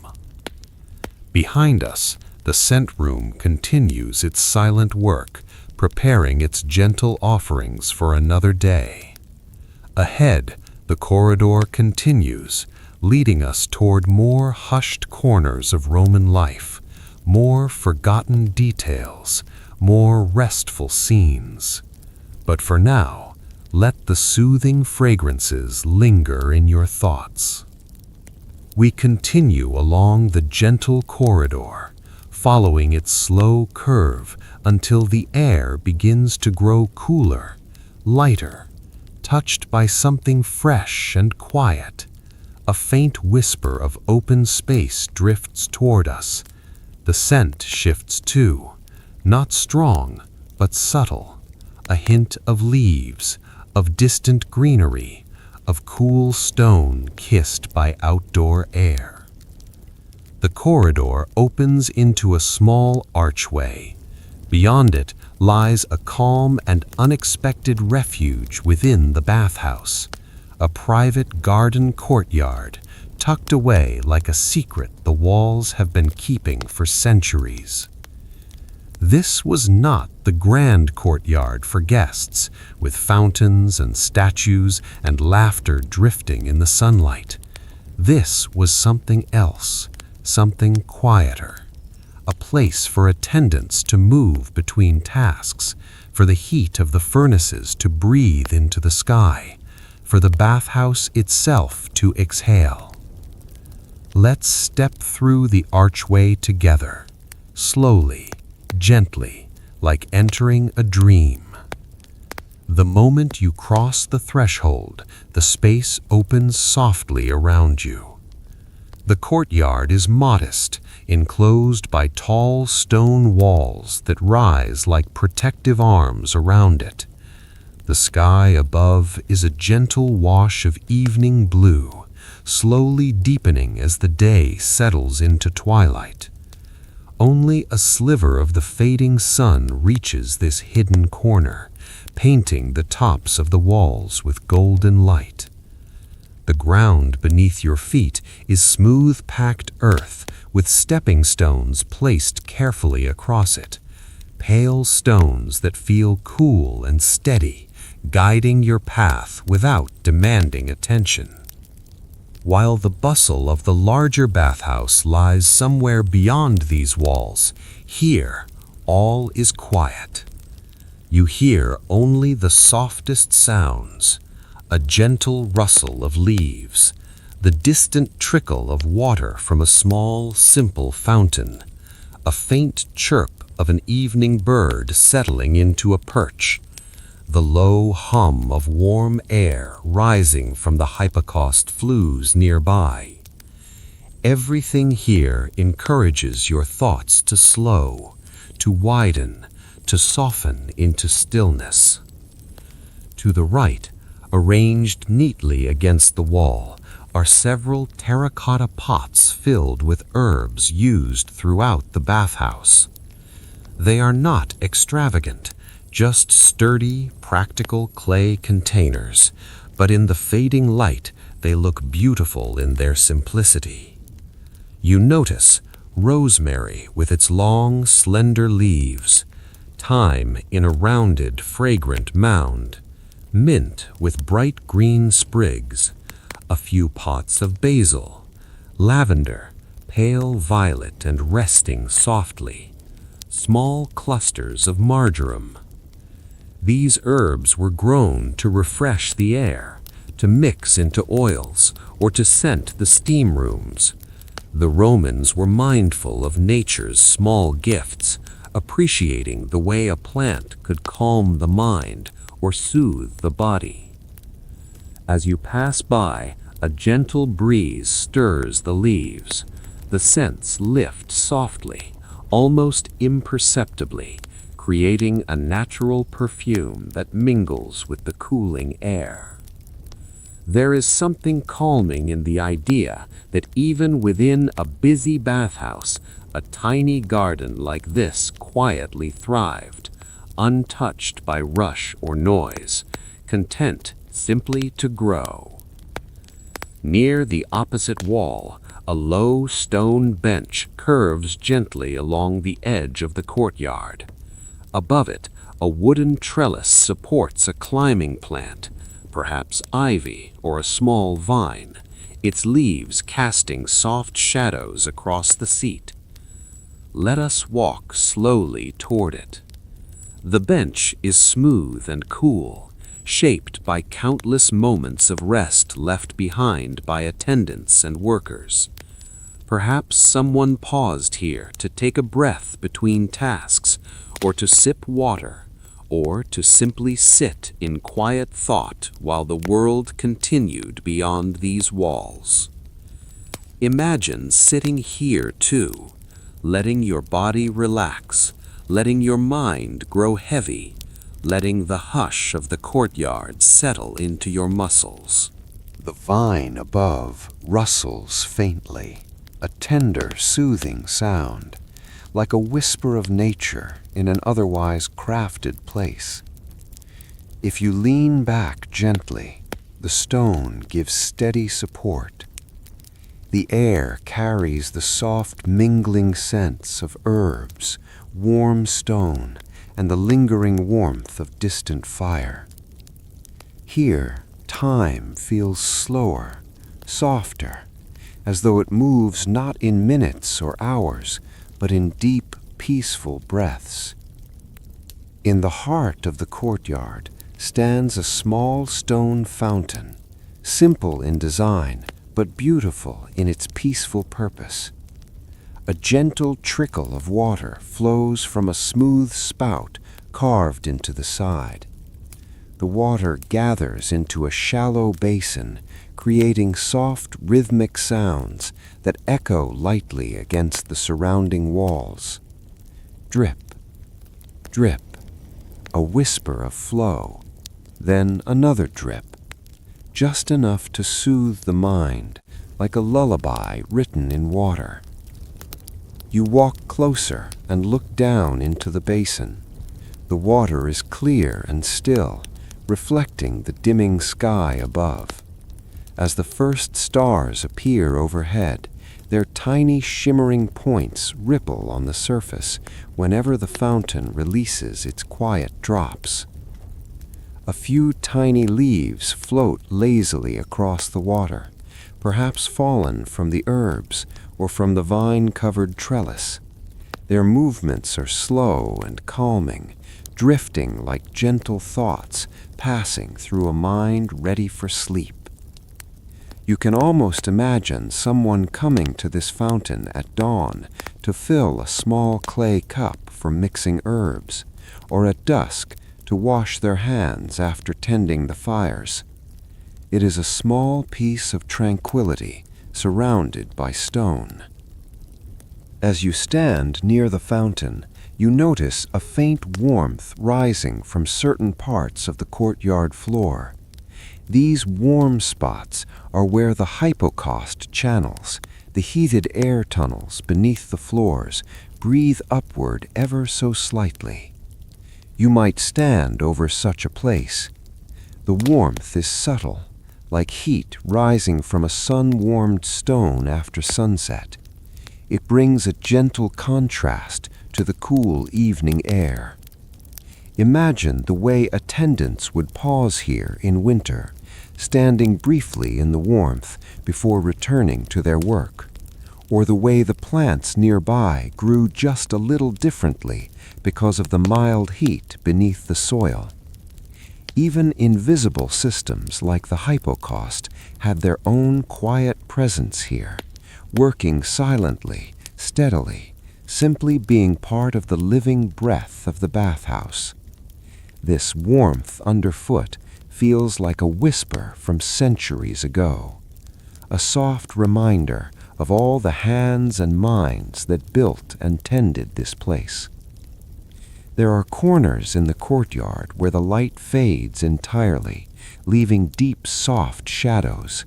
They are not frightening, just peacefully dim, resting out of sight. If you look carefully, you can make out the shapes of coiled ropes, empty amphoras waiting to be filled, small wooden stools tucked away, and a stack of unused tiles resting against the wall. These shadowed corners hold the simple, humble tools of daily life. Nothing grand, nothing dramatic, just the quiet companions of those who worked here. Somehow, even the shadows feel sleepy. They gather gently, pooling in the spaces where no light reaches, like a blanket being pulled softly over the stones. Let us pause again, right here in the quiet center of the courtyard. Imagine the evening air cooling around you. Feel the faint warmth from the ground beneath you. Listen to the soft trickle of the fountain. Notice the delicate scent of herbs drifting on the breeze. Let the stone walls wrap the space in calmness. This courtyard was never a place of spectacle.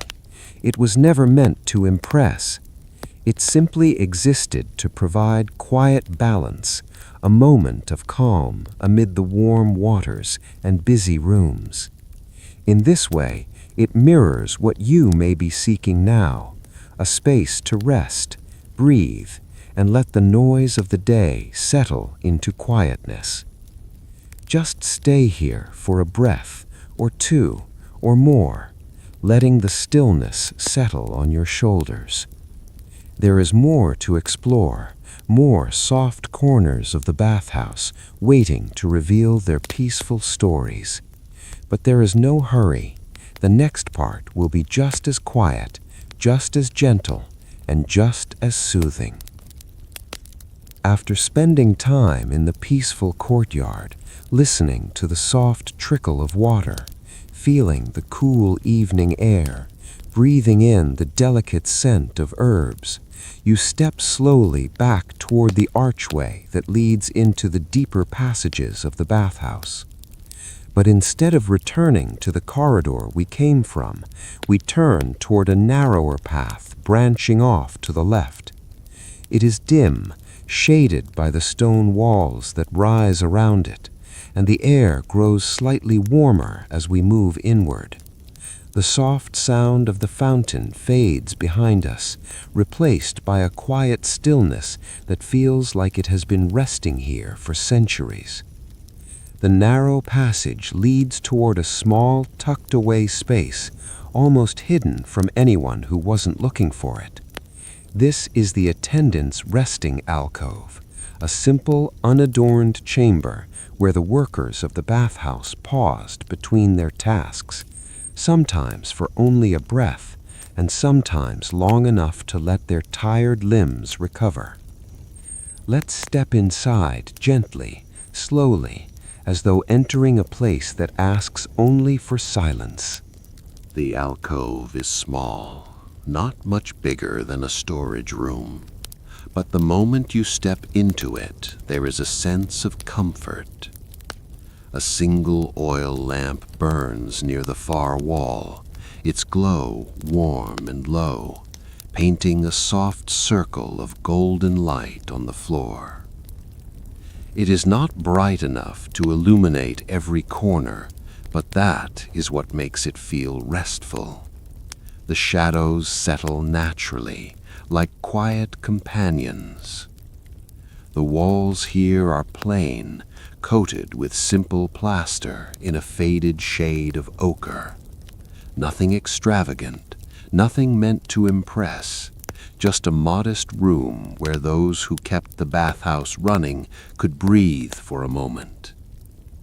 You can almost imagine the slight relief they felt when stepping inside, away from the bustling rooms, the heated floors, the constant tasks. Here, there was a moment of calm. Against the wall are a few wooden stools. Some are sturdy, some are slightly uneven, each shaped by years of use. A longer bench runs along the far side of the room. Its wooden surface is smoothed by countless resting bodies. Let's walk slowly toward the bench. The wood feels solid, welcoming. You might run your fingers across it, feeling the faint grooves from age. Perhaps an attendant once sat here, leaning back after carrying buckets of water or tending the fires.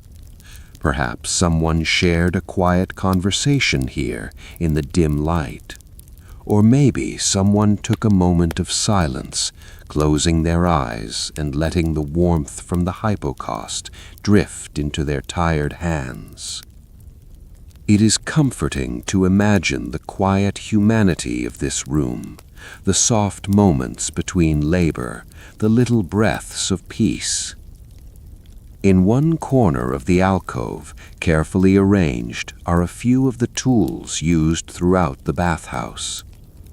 A pair of wooden ladles, folded cloths, small hooks for lifting lids, a set of bronze scrapers used for cleaning or preparing oils, a few small clay cups, a woven basket holding pieces of firewood.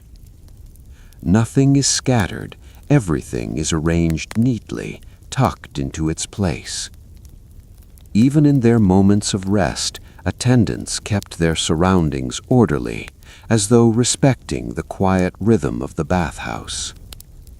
You can almost hear the faint clink of metal as someone gently placed a tool back into the basket, the soft rustle of cloths being folded, the distant echo of footsteps passing beyond the alcove. But here, the present is stillness.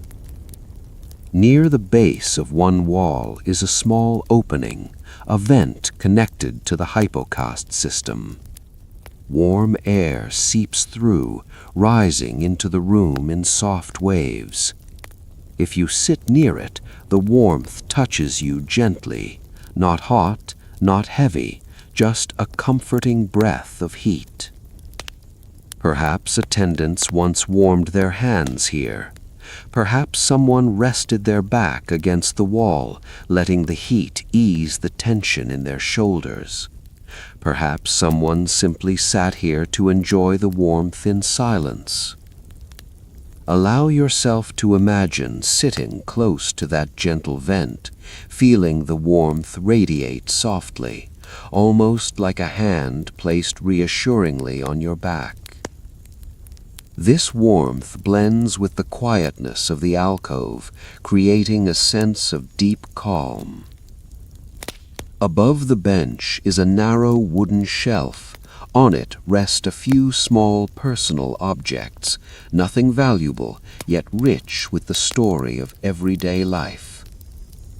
There is a small clay cup chipped at the rim, a folded piece of linen cloth, a tiny wooden figure, perhaps carved during an idle moment, a simple round pebble, smooth like it was kept in someone's pocket, a small wax tablet and stylus used for taking quick notes. These items seem to hold whispers of the people who once used them. You can imagine the wooden figure being shaped slowly, carved to pass the time. You can picture someone using the wax tablet to write a reminder, a name, or perhaps nothing at all, just scratching lines absent-mindedly. In these small belongings, you feel the quiet simplicity of ancient life, the gentle thread that connects the past to the present. As you sit on the bench or simply stand in the dim glow of the lamp, you may notice faint sounds seeping through the thick stone walls. They are not intrusive, just gentle reminders of life continuing elsewhere in the bathhouse.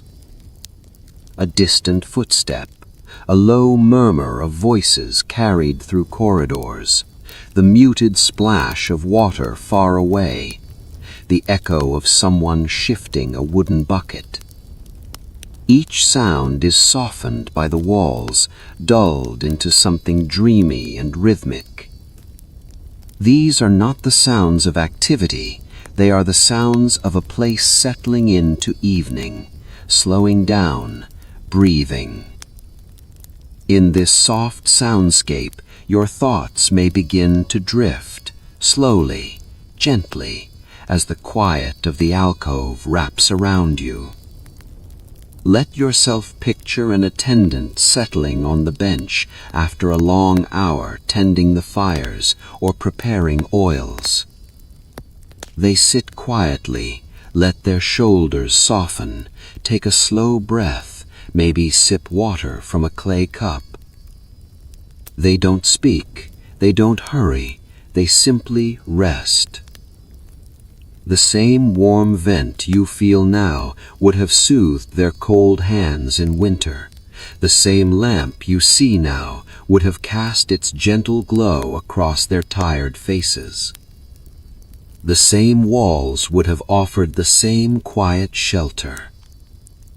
Time blurs here. The centuries between then and now fade into softness. This room feels timeless because rest is timeless, quiet is timeless, calm is timeless. Take a slow breath in and let it out gently.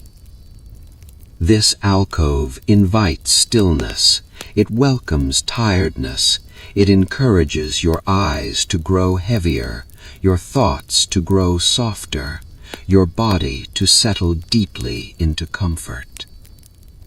You don't need to move quickly. You don't need to think clearly. You don't need to do anything at all. Just let the calm settle. The walls hold the warmth. The lamp holds the light. The room holds the quiet. And the quiet holds you.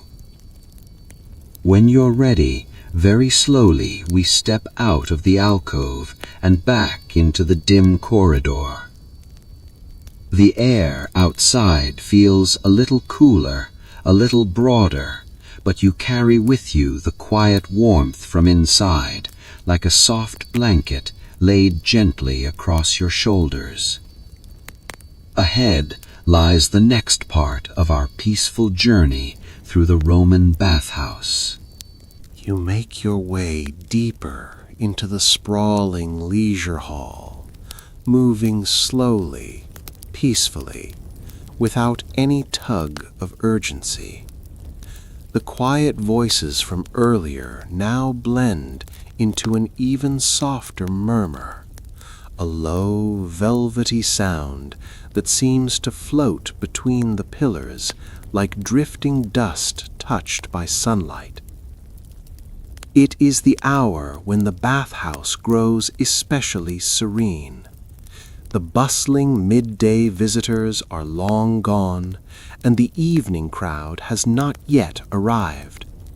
Only those seeking true rest remain, citizens who enjoy lingering, elderly men with calm eyes, a few travelers, and small groups of friends who speak in gentle tones, as though trying not to disturb the peace settling across the air.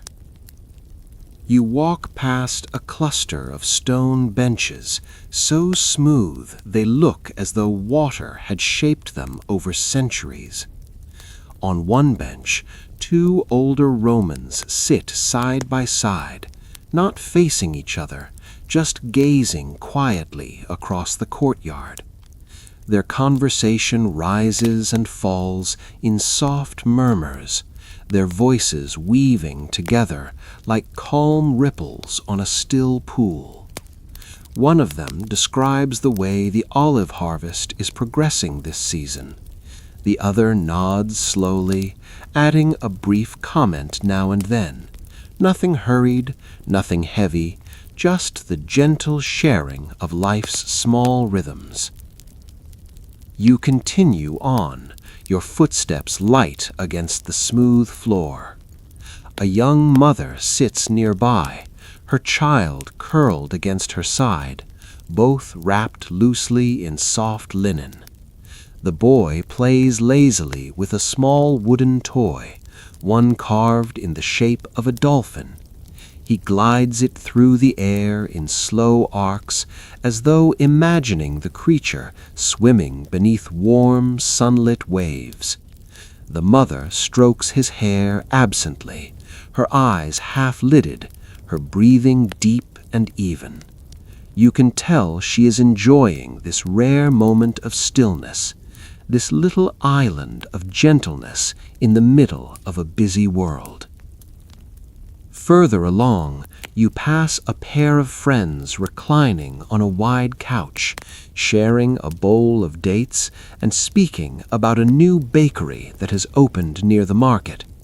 Their conversation is slow, unhurried, like a lazy breeze sliding between curtains. Everywhere you look, the atmosphere is the same, soft, steady, round at the edges. Nothing sharp, nothing loud, only the smooth hum of people enjoying a moment of uncomplicated peace. Your gaze follows a shaft of golden light that spills across the floor, stretching from a high window set into the wall above. Dust motes dance lazily in the beam, turning in slow spirals, as though they too are drifting in a pleasant half-dream. The scent of warm stone, sunlight, and faint traces of herbs fills the air around you in a comforting, familiar haze. You take a seat on a cushioned couch nearby, one that offers a clear view of the gentle life unfolding around you. The fabric beneath you is soft against your skin, your body sinking in just enough to let your muscles loosen without effort. Your breathing deepens naturally as you watch the slow motions around you. A hand lifting a cup of water, a head tilting back in laughter so soft it barely disturbs the air. A servant gliding silently across the room, carrying a tray of freshly washed towels. The minutes stretch in a pleasant, drowsy flow. Nothing pulls your attention sharply. Instead, your thoughts drift softly like a leaf floating on a warm river. This, you realize, is one of the greatest purposes of a Roman bathhouse. Not simply bathing, not simply cleansing, but restoring the inner rhythm, the gentle tempo of the mind that so often gets swept away in the rush of daily life. Here, though, here everything slows. Here everything softens. Here the world gives you permission to simply be. And so you sit there, letting yourself melt into the calm hum of late afternoon conversations, a soothing tapestry of quiet voices woven with warmth and sunlight and the unspoken understanding that this moment belongs entirely to rest. In a little while, you will rise again and continue your slow wander through the bathhouse's peaceful spaces. But for now, there is nothing to do and nowhere to go. Just breathe and drift softly with the gentle murmur around you. When you finally rise from the cushioned couch, your movements feel effortless, as though your body has learned the slow, peaceful rhythm of the room around you, and now follows it naturally. You step once again into the open-air courtyard, but this time you drift toward a smaller doorway, partially hidden by trailing vines that spill gently over its stone arch. If you didn't know it was there, you might have walked past it entirely. But the bathhouse has a way of guiding you softly, almost intuitively, toward its calmest spaces. You slip through the doorway, and the world changes again, not dramatically, not suddenly, but like stepping from warm sunlight into a shaded grove. This is the interior garden, a place many Romans visited not for bathing or grooming or conversation, but simply for the comfort of quiet natural beauty. The moment you enter, the air becomes noticeably cooler, cool in a refreshing way, like early morning before the sun climbs high. The scent of earth and leaves mixes softly with lingering traces of incense carried from the main hall. You walk slowly along a narrow path lined with tiny white stones that crunch faintly beneath your feet, a sound so soft it feels like part of the garden's natural whisper. On either side of the path, rows of small trees stand with slender branches, young cypress, little citrus trees with glossy leaves, and a handful of pomegranates whose deep green foliage seems to gather the light and soften it. Between the trees, lavender grows in gentle mounds, its pale purple flowers swaying ever so slightly in the calm drift of air moving through the garden. The scent is soothing, light, dry, herbal, perfect for a mind ready to unwind. You pause beside a low stone pool set at the center of the garden. Not a bath, not a fountain, just a shallow basin where rainwater collects and reflects the sky above. The water's surface is perfectly still, holding the image of drifting clouds like a polished mirror. A few fallen petals float on top, each one drifting slowly from one side to the other, as though moved by the faintest breath of wind. You crouch down, leaning just close enough to see your reflection soften and blur in the shallow pool. Not a sharp image, but a peaceful, dreamlike shape stitched into the surface of the water. A small bench sits nearby, weathered just enough to feel familiar, its stone smooth to the touch.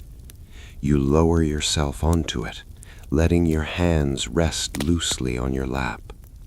For a little while, you simply listen, not for anything loud, but for the subtle layers of natural sound woven gently through the quiet air.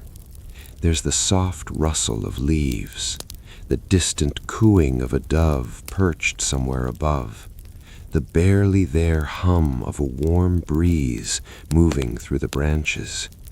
Each sound arrives quietly, lingers for a moment, and drifts away again, as if the garden itself is breathing gently. From the main bathhouse beyond the walls, you can still hear the faint murmur of voices, but here it sounds different, lighter, softer, as though filtered through a layer of calm that turns everything into a lullaby. You let your gaze wander slowly around the garden. A young man sits cross-legged in another corner, eyes closed, resting in what appears to be a simple moment of reflection. His shoulders rise and fall in an easy, steady rhythm. Nearby, an older woman picks a few sprigs of mint from an herb patch, placing them into a small basket. She moves with deliberate gentleness, her hands steady, as though she's performed this task hundreds of times and still finds comfort in the ritual. A tiny lizard scurries across a sun-warmed stone, pausing to soak in the heat before disappearing into the shade again. There is nothing demanding here, nothing urgent, nothing sharp or hurried. The whole garden feels like a warm exhale, a place designed to soothe the senses and cradle the mind in peaceful simplicity. You close your eyes for a moment and breathe deeply, letting the scent of lavender and mint drift into your lungs, letting it settle gently into every quiet corner of your thoughts. When you open your eyes again, the world feels softer, edges rounded, colors warm, sounds blending into a calm, gentle hush. This hidden garden, nestled within the ancient baths, reminds you that Roman life was not always about grandeur, nor spectacle, nor ambition. Sometimes it was about this, small, restful moments woven quietly into the day. You rise from the bench with the same unhurried ease the garden has taught you, your body loose, your mind drifting peacefully like those petals on the water's surface. Ahead lies another doorway, leading you onward into the next soft chapter of your bathhouse journey. And so, slowly, with the whisper of the garden behind you, you step toward it. You step through the doorway, leaving the quiet garden behind, and at once you enter a room wrapped in a soft, golden glow. The air here is warm, but not like the caldarium, not heavy, not steaming, not thick. Instead, it feels like the warmth of late afternoon sunlight filtering through linen curtains. Gentle, soothing, a warmth that settles lightly on your skin without weighing you down. This space is known simply as the Chamber of Soft Light, a place some Romans visited after the garden to continue their slow return to calm. The light comes from dozens of lamps placed high against the curved walls, lamps shaded with thin, pale cloth that turns every flame into a soft, steady ember. No harsh shadows form here. Everything blends together gently, each shape softened at the edges. You notice at once how smooth the walls are, their plaster polished until it seems almost to glow on its own beneath the gentle lighting. The surface is tinted with a faint wash of warm color, a soft mixture of ochre and ivory, so subtle you might not have noticed it if the room had been brighter. Along the perimeter of the chamber stand a series of wide benches covered with gently padded cushions. Some are arranged in long, sweeping curves that follow the shape of the room. Others form smaller alcoves meant for quiet resting, gentle conversation, or simply sitting in silence. You choose one of the curved benches near the center of the room, a place that gives you a full view of the soft light arching above. As you sit down, you feel the cushion yield beneath you in the most comforting way, supportive yet gentle, inviting your body to sink into stillness. Around you, a few other visitors rest in comfortable silence. One lies stretched out on a bench, hands folded loosely over their chest, their eyes closed, their breathing slow and deep, the calm rhythm of someone who has drifted almost into sleep. Another sits upright, but looks just as relaxed, their gaze distant and steady, lost in thought, or perhaps simply enjoying the quiet atmosphere. A pair of young women sit close to the wall, braiding each other's hair with slow, deliberate motions. Each time they pass a section of hair from one hand to the other, the strands catch the soft light and shimmer in a warm, gentle arc, like silk moved by a breeze. The sound of the room is soothing in its subtlety, a faint rustle of fabric, a soft sigh from someone shifting lightly, the quiet hum of the lamps burning steadily above. You rest your hands on your lap, your breathing matching the room's rhythm, slow, even, unhurried. As your eyes wander, you notice something small but beautifully simple. Tiny flecks of gold leaf woven into the plaster along the walls. They're not bright or shiny. They don't shimmer dramatically. They merely catch the soft light every now and then, reflecting it in the faintest glimmer.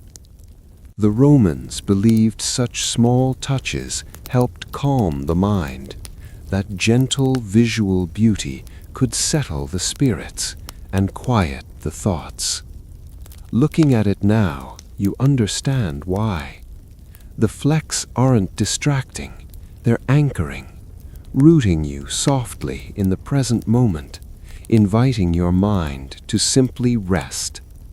The room also holds the faintest trace of scent, likely from the cloth draped over the lamps, perhaps lavender or chamomile, or even softened rosemary.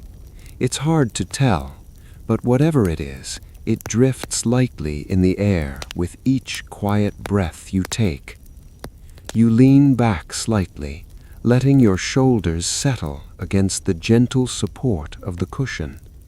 Your muscles relax, as though they've been waiting for this very moment. this soft, warm glow, this quiet sanctuary. Here, in the chamber of soft light, it feels as though time itself has begun to slow, the minutes stretching into long, peaceful threads that weave gently around you. Your thoughts drift with the same easy pace, soft and untethered, like small boats rocking in a gentle current. You close your eyes for a moment, not to sleep, but to feel the warmth more deeply, to let it settle into your skin, into your breath, into the steady quiet of your mind. And when you open them again, nothing has changed. The room is still soft and warm and steady, holding you gently as though it wants only for you to rest. You sit there for a while, long enough for your breathing to become as calm as the quiet burn of the lamps above. When you finally rise, you do so slowly, your limbs warm and loose, your mind floating in a dream-like calm. Ahead, another passage waits, and the next peaceful chamber of this ancient bathhouse beckons you forward in its soft and unhurried way. You follow the warm, dim passageway leading out of the chamber of soft light, walking slowly as though each step is cushioned by the calm you've gathered along the way. The corridor bends gently, its walls lit by small niches holding single lamps, each flame dancing quietly behind thin clay screens that soften the glow into a gentle amber hue. Eventually, you emerge into a new space, a broad domed hall known by many visitors as the Hall of Gentle Echoes. Even before you step fully inside, you can feel the difference. The air carries a soft, round resonance. When someone breathes or shifts or whispers, the sound extends just a heartbeat longer than expected. Not enough to startle, only enough to soothe. The Romans designed this place with curved walls, smooth stone, and spacious arches, precisely so that sounds would stretch slightly, their edges rounded until every small noise felt like the lingering hum of a lullaby. As you step deeper inside, the soft echo greets you, a gentle cushion of sound that wraps itself lightly around your presence. The hall is beautifully simple, a wide open center, ringed by graceful columns that rise like tree trunks toward the high domed ceiling. Above, tiny openings let delicate shafts of light drift down in thin, sleepy beams, catching dust motes that drift lazily as though suspended in a dream-like air. Along the perimeter, comfortable benches curve in long arcs between the columns. Some visitors sit quietly there, barely moving, letting the soft acoustics carry their breaths into gentle murmurs. You choose a bench not far from one of the arches, where the echo is strongest, yet still beautifully soft. As you sit, the faint shift of your clothing seems to float outward in a quiet ripple, fading slowly, like a pebble sinking into still water. The room's atmosphere invites reflection, not the kind that requires effort, but the easy, drifting thoughts that rise naturally when the mind is calm. On the opposite side of the hall, two elderly men sit together in low, unhurried tones. Every word they say seems to hover gently in the air before dissolving. Their conversation is not intense. It drifts between memories, childhood stories, old friends, and simple observations about the weather, the gardens, the taste of figs this season. Nearby, A teenage boy practices humming softly, amused by the way the sound wraps itself around the room. His mother sits beside him, smiling quietly, her eyes half closed as she listens to his playful notes soften into soothing echoes. Further down the hall, a woman leans against a column, her head resting back, eyes shut, breathing slow and deep, as though letting the soft sound cradle her into deeper calm. At the very center of the hall stands a decorative pool, shallow, circular, its surface perfectly still. Unlike other pools in the bathhouse, this one is not meant for bathing. It exists purely for peace. The water reflects the dome above, catching the curved architecture in a gentle, wavering mirror.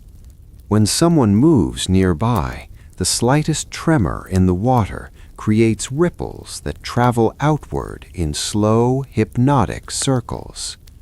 You rise from your bench and walk toward the pool with unhurried steps. Each movement you make creates the faintest whisper of sound, and each whisper stretches just a little longer than it would anywhere else. You stand at the edge of the water, feeling the soft coolness rising from its surface. The scent here is subtle, a combination of stone, fresh water, and the lingering traces of perfumed oil used in earlier rooms. You look down into the quiet mirror of the pool. The reflection staring back is softened by the dimness, as if the water itself wants to offer you a calmer version of yourself. You reach out gently, touching the surface with the tip of your finger. A single ripple expands, circling outward, slow and smooth, each ring moving like the quiet breath of the room itself. As the ripples widen, the faint echoes around you seem to deepen just a little, a soft reinforcement of the gentle motion. You let your hand drop, resting loosely at your side. A soft breath escapes you, not a sigh, not fatigue, just the natural exhale of a body settling into deeper stillness. You return to your bench, letting the smooth cushion support you as you lean back and close your eyes for a moment.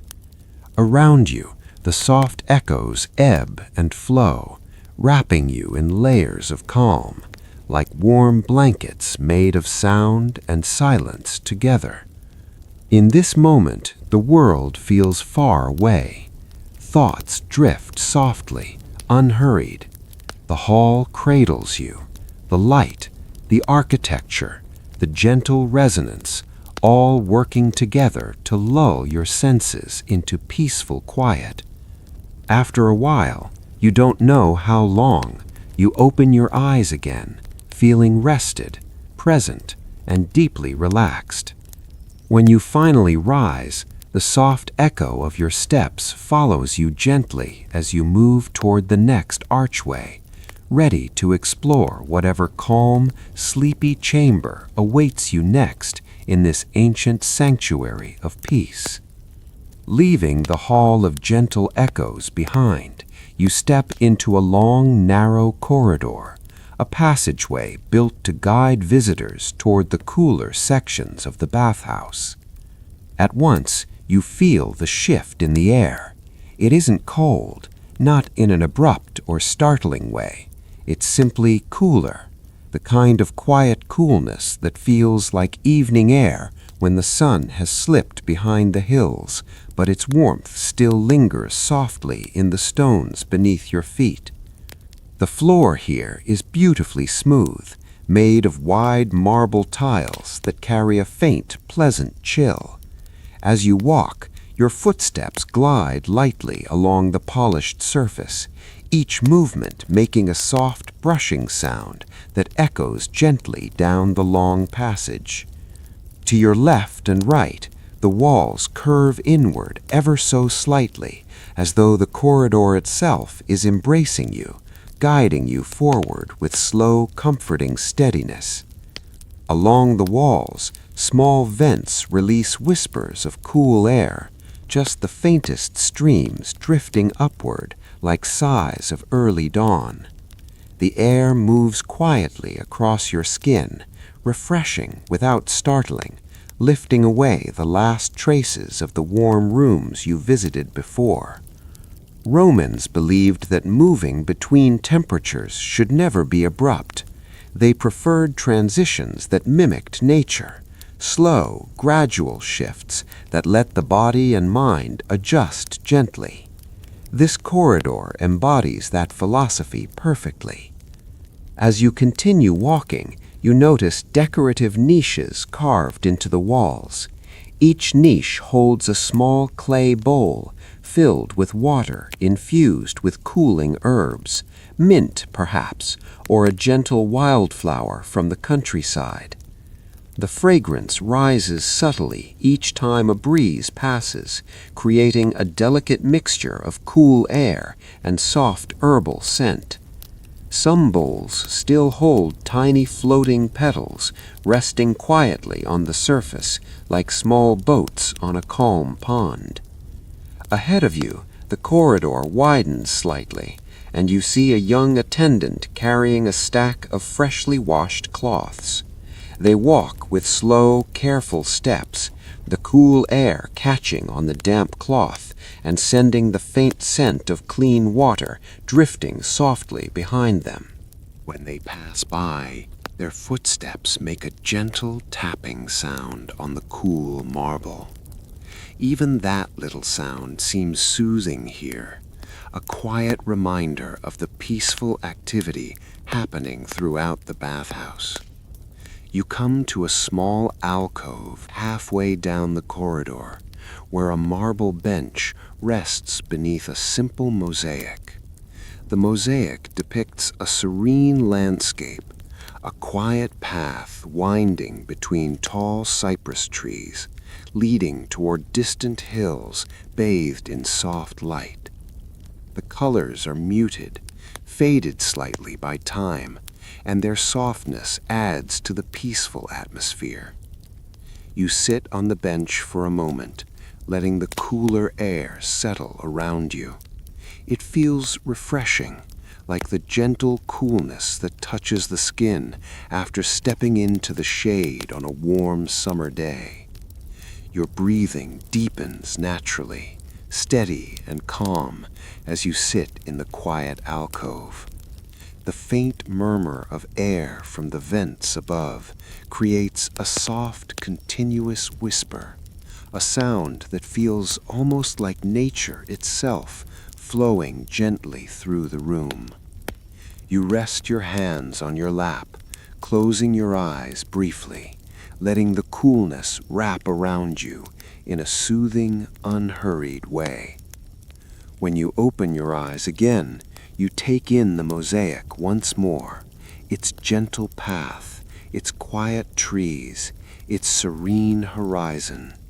It seems to echo the journey you're experiencing in this bathhouse, a slow walk through calm and comfort toward deeper and deeper relaxation.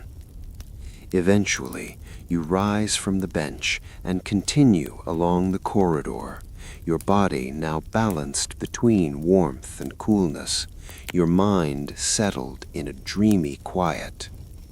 The cool air brushes past you with each step, guiding you forward as lightly as a whispered lullaby. At the far end of the corridor, a soft archway opens into another peaceful chamber, a space waiting patiently, ready to offer the next layer of calm in your gentle journey through the ancient Roman baths. Leaving the hall of gentle echoes behind, you step into a narrower passageway, one that feels slightly cooler the moment your foot crosses the threshold. It is a transition corridor, a place designed not to impress or overwhelm, but simply to guide visitors from one peaceful space to another. The floor beneath your feet is made of smooth, pale stone that has stayed cool even in the warmth of the bathhouse. Each step sends a quiet, refreshing sensation up through your legs. Not cold, just a soft touch of coolness that helps clear the mind without disturbing the calm. The walls are painted in light earth tones, soft clay, faded rose, gentle beige, colors chosen intentionally to rest the gaze and keep the body relaxed. Small lanterns sit in alcoves along the corridor, each flame shielded behind thin slices of polished stone, alabaster perhaps, or a pale quartz, creating a muted glow that spreads like honey along the walls. As you continue walking, you notice that the sound here is quieter than in the hall behind you. There are no echoes, no lingering resonance. The corridor seems to absorb sound in a kind, restful way, as though it wishes to give your ears a moment of stillness. Ahead of you, a man in simple linen robes walks with his hands clasped behind his back, moving with deliberate slowness. Now and then he pauses to look at small decorative niches set into the walls, each niche holding a clay figurine, a sprig of dried rosemary, or a small bowl filled with smooth river stones. These are quiet offerings, tokens meant to honor household spirits and bring gentle fortune to those who pass. You pause beside one of the niches, drawn to a tiny terracotta statue no larger than your hand. It depicts a woman holding a basket of fruit, her expression serene, her posture simple and grounded. The clay has been worn smooth by time and touch and the soft brushing of air. Standing there, you feel a small sense of connection, not to a dramatic past, but to the humble, everyday humanity that once filled these spaces. You walk on, passing another small decoration, a bowl filled with water and a scattering of petals that float like tiny fragments of soft, muted color. Their scent is faint but pleasant, perhaps rose, or a touch of bay leaf, or something else simple and restful. As you reach the far end of the corridor, you notice a gentle draft of cooler air wafting toward you, an invitation guiding you to the next room of this calming journey. You step forward with the same steady calm you've gathered from the corridor, ready to enter another soft chapter of this ancient, peaceful sanctuary. The passage opens gently into a wide, serene chamber, the frigidarium, the cool room of the baths. But unlike modern ideas of cold, this space is not shocking, not bracing, not intense. The Romans understood subtlety, comfort, balance. The coolness here is gentle, like the early shade of morning, before the sun warms the earth. The air brushes softly against your skin, bringing with it a refreshing clarity that wakes the senses without startling them. The room is spacious, its ceiling high, supported by smooth stone columns arranged in a graceful circle around a shallow, cool pool. The water glows with a pale bluish tint, not from any dye or decoration, but from the way the soft light touches its perfectly still surface. A few visitors sit on wide marble steps that descend gradually into the pool, their legs submerged up to the knee or thigh, their expressions quiet and content. No one splashes, no one moves quickly. Every motion here is calm and deliberate, as though the space itself whispers a reminder to slow down and let the world soften. You walk toward the water, your steps echoing softly in the cool air. When you reach the edge, you sit on one of the smooth steps and lower your feet into the pool.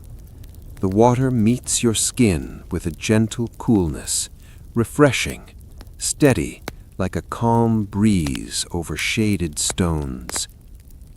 You let your feet drift slightly, the water moving around them in small, peaceful ripples that reach across the pool before fading away. The soft sound they make merges with the other quiet noises in the room. The faint drip of water from a distant fountain, the slow exhale of someone sitting nearby, the calm hum of this ancient chamber. As your body adjusts, the coolness feels soothing, a perfect contrast to the warm, gentle rooms you visited before. Your muscles loosen further, your breathing deepens, your thoughts slow into a comforting stillness. Nearby, an older man immerses his hands in the water, cupping it gently and letting it pour through his fingers again and again. The small stream makes a delicate, soothing sound each time it falls back into the pool. A young woman dips a cloth into the cool water and rests it lightly against her forehead, closing her eyes in quiet satisfaction. You sit there for a long moment, allowing the coolness to wash softly around your legs, sweeping away the last traces of tension. Above you, the ceiling is decorated with simple mosaics, subtle shades of pale blue and soft green, forming patterns inspired by gentle waves and drifting leaves. Your gaze lingers there, following the curves and looping shapes that meander across the ceiling like slow-moving clouds. With each breath, your body sinks further into the comfort of this quiet coolness. You know that when you rise again, your steps will be slow, your mind calm, your senses softened into a peaceful harmony. And soon, after as much rest as you wish to gather here, you'll be ready to explore the next gentle chamber of this ancient place, another soft corner of the Roman baths, waiting quietly to cradle you deeper into relaxation. You enter a small circular alcove directly off the workshop, a secluded haven built for quiet resting between the warmer rooms. The air here is cool in a refreshing, feather-light way. It feels like stepping into a shaded nook on a warm afternoon, a place where your mind instantly relaxes without even trying. Soft cushions line the curved wall, arranged in a gentle arc that invites you to recline or sit in whatever position feels most comforting. A few visitors rest here, some reclining, some sitting upright with their eyes half closed, some whispering quietly to companions in calm, drifting murmurs that blend into the room like soft rainfall. You choose a cushion near the edge of the alcove, its fabric cool and smooth, its padding plush beneath you. As you settle into its gentle support, your body relaxes with surprising ease, as though the room itself knows how to cradle you. At the center of the alcove, a single clay lamp glows with a soft, steady flame. The light it casts is barely brighter than candlelight, yet warm enough to make the shadows rest softly around the room. Above, the ceiling curves into a smooth dome, painted with faint, almost faded designs of clouds and drifting birds. The artwork is simple, nearly worn by time, yet beautifully calming. A faint breath of air moves through the alcove, carrying with it the fragrances from the workshop: lavender, thyme, sweet mint, olive oil warmed by gentle hands. You close your eyes, letting those soft scents wrap around you like a warm, fragrant blanket. Nearby, someone whispers a gentle story to their companion, a tale of childhood, of fields outside the city, of walking home at dusk with fireflies drifting like tiny sparks of gold. You don't listen to the words, just the soft tone, a murmur so gentle it feels like the air is humming quietly around you. Your breathing deepens. Your limbs feel heavier, but in the nicest way, comfortable, supported, held by the cushion and the soft coolness of the air. The alcove seems built to ease the last bits of tension from your body. Even your thoughts begin to slow, loosening their grip, drifting gently into warm, restful waves. After a long while, a time that feels smooth and unmeasured, you open your eyes again. The lamp still glows softly, the murmurs remain gentle, and the calm within you feels deeper than before. You rise slowly, your movements unhurried, guided by the quiet glow of the alcove.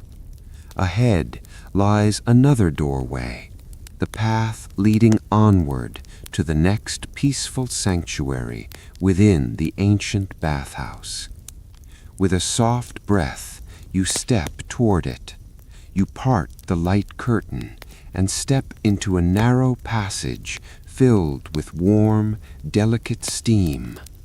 Not thick steam, not the heavy clouds of the caldarium, but a gentle, luminous mist that clings softly to the air like a veil. Tiny droplets float quietly, catching the faint lamplight and turning it into a warm, glowing haze. The stone beneath your feet is slightly warmer now, smooth as polished clay, and just moist enough to cool your soles with each slow step. The passage curves gently, inviting you inward with its misty, glowing calm. Your breath becomes softer almost immediately. The air is scented with hints of warmed honey, lemon balm, and a trace of rosemary. Each inhalation feels like a slow, soothing wave moving through your body, clearing, softening, quieting the last small echoes of wakefulness within you. Ahead of you, the steam rises in soft, swirling currents. The lamps set along the walls appear blurred, their flames turned into small golden halos floating in the mist. Your silhouette drifts gently along the curved stone, and you notice at once how the vapor warms your skin, a soft wrap of heat that loosens your muscles with perfect care. At one point, you pause and rest your hand against the warm wall. The stone feels alive, holding the heat like a gentle heartbeat. Somewhere deeper in the mist, you hear faint movements, a soft shuffle of feet, a slow exhale of someone relaxing deeply, the quiet drip of condensation gathering on stone and falling with a gentle plink. Everything sounds softened, rounded, as though the steam itself tenderly cradles every noise. You continue walking, your pace naturally slower now, your thoughts drifting warmly like the mist around you. This passage, with its luminous vapor, is often used as a transition, a threshold between waking presence and deeper rest. And as you move forward, you feel yourself crossing that threshold, your breath long and calm, your body light and warm, your mind sinking into velvety stillness. At the far end of the passage, a faint outline of an arch appears, a doorway leading to the next quiet sanctuary within the ancient bathhouse. You step toward it slowly, wrapped in the gentle radiance of the mist. Take a long, slow breath. You leave the dimness of the previous chamber and step into a narrow corridor that feels like the softest exhale after a long, warm day. The transition is soothing, a gentle shift, never sudden, never sharp, just a gradual cooling of the air, like moving into the shade beneath a tall cypress tree. The stone beneath your feet feels pleasantly cool, and the walls on either side are lined with smooth mosaics, not brightly colored, not intricate, but simple patterns of pale blues and soft grays that evoke slow-moving water, breezes drifting across an evening sky, and the gentle roll of clouds on a quiet afternoon. As you walk, a faint current of air moves past your skin, not cold, just cool enough to bring a calm awareness to the surface of your body, a reminder to breathe deeply, slowly, easily. Small, square openings high along the walls let the breeze travel through the corridor. Each opening carries a slightly different tone, a soft sigh here, a low whisper there, as the air glides through and continues on its ancient, patient path. You reach your hand toward the wall as you walk, letting your fingertips brush lightly along the mosaic. The stones are smooth and pleasantly cool, their texture grounding, steady, comforting. Some Romans believed that walking through this corridor helped balance the body, that the warm room soothed the muscles, and this cool passage cleared the mind. Whether or not that is true, you can feel the shift within yourself, your thoughts settling, your breath deepening, your body easing into a calmer rhythm.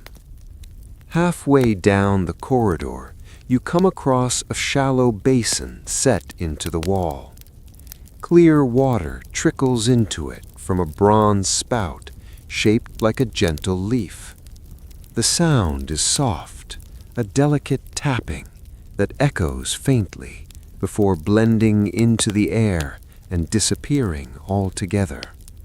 A young attendant stands nearby, quiet and unassuming, arranging small cloths on a wooden tray. Each cloth has been dipped in cool water, folded neatly, and offered to visitors who wish to refresh their face or hands. When the attendant notices you, they smile faintly, not with expectation, not with formality, but with a simple, peaceful warmth that fits perfectly with the stillness of this place. They offer you a cloth without a word. You take it gently, feeling the cool moisture against your fingertips. You press it lightly to your face and neck. The sensation is soft, refreshing, carrying with it the faintest hint of mint or basil or some other mild Roman herb that awakens your skin just enough to feel present and peaceful. You return the cloth to the tray, and the attendant nods again, their quiet smile unchanged, as if acknowledging a shared moment of calm. Farther down the corridor, you see another small basin, this one decorated with a simple carving of a heron standing beside reeds. Its long beak dips gracefully toward the water, as though frozen in a moment of stillness that mirrors your own. You pause in front of it, taking in the carving's gentle details, not overly ornate, not grand, just quietly beautiful. The kind of beauty that feels honest, unhurried, human. A man stands nearby, his hands resting on the edge of the basin. He seems to be lost in thought, gazing at the water with soft, steady eyes. When you pass him, he gives a small nod, the kind of greeting shared by people who are both moving slowly, both wrapped in calm.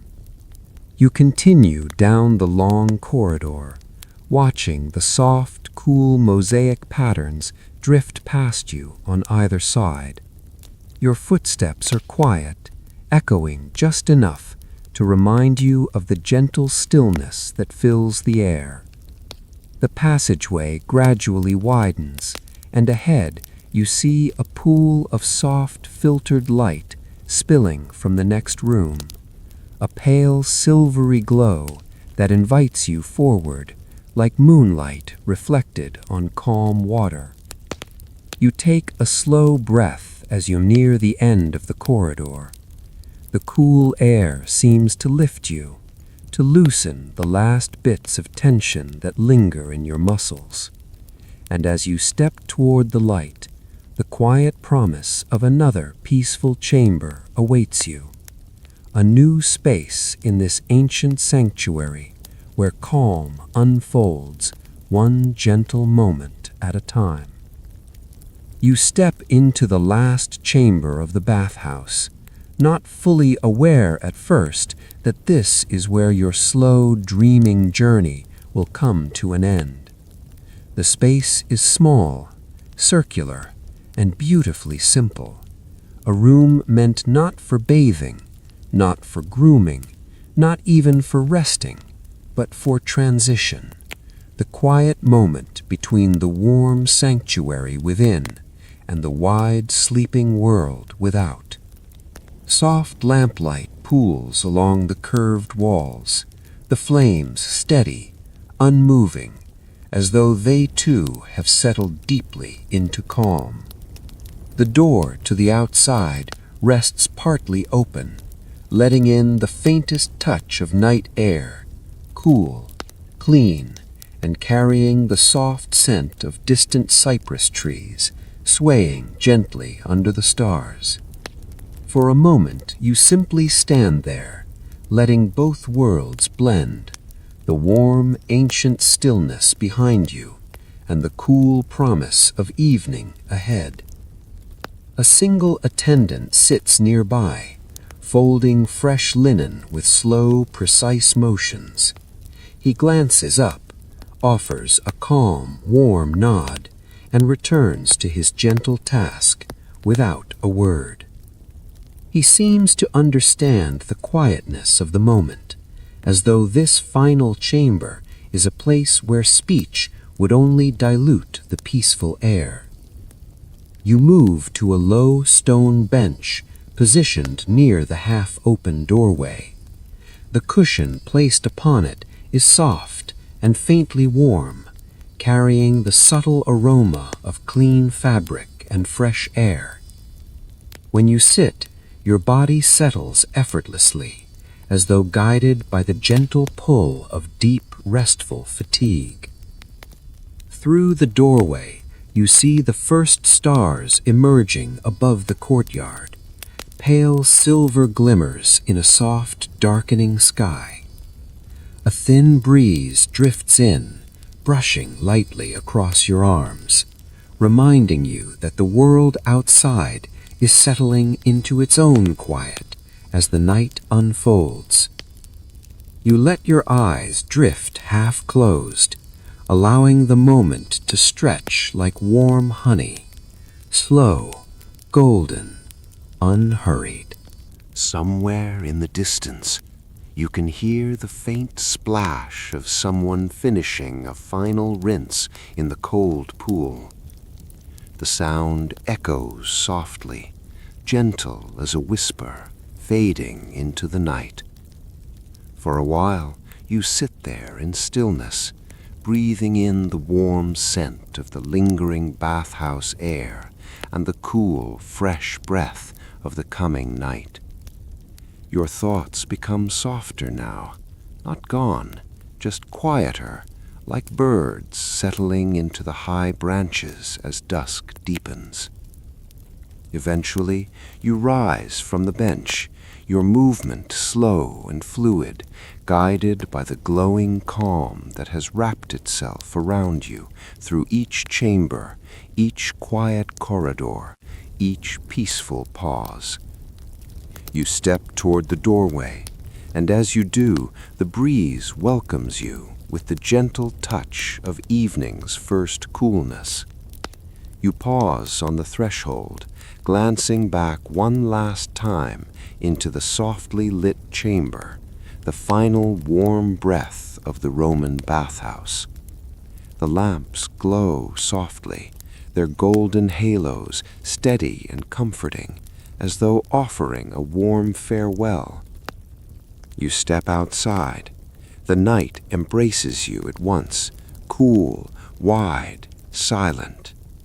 The sky above is deep, velvety blue, sprinkled with stars that seem to shimmer just a little with each slow blink. The stone beneath your feet still holds a whisper of daytime warmth, and as you walk, your footsteps sound softer than ever before. You move through the quiet courtyard, past the still pool, past the sleeping statues lit gently by moonlight, and toward the outer gate where the world waits peacefully beyond. Everything feels slower now, more muted, as though wrapped in a blanket of night's tender quiet. Each breath you take feels deeper, more restful, as though your lungs themselves are ready for sleep. As you reach the gate, you rest your hand lightly against its wooden frame and turn your gaze back toward the bathhouse, its arches glowing softly, like lanterns glowing behind thick silk. The warm hush of everything you've experienced, the pools, the gardens, the echoes, the massage hall, the gentle baths, the soft light, all settles into your thoughts like the last pages of a long, calming story. You step out into the quiet of evening's embrace. The air is cool, the stars are steady, the world is gentle. Your eyelids grow heavy with a peaceful drifting weight, the kind that arrives only when the mind is truly at ease. You take a slow breath, and another, and with each exhale you feel the final traces of waking energy dissolve softly into the night. As you continue your slow walk down the quiet Roman street, your senses dim, your thoughts loosen, and the bathhouse's warmth follows you like a soft echo, steady, comforting, guiding you gently toward sleep, toward rest, toward stillness. And as the night deepens around you, each step becomes softer and slower, until finally, peacefully, you drift into sleep.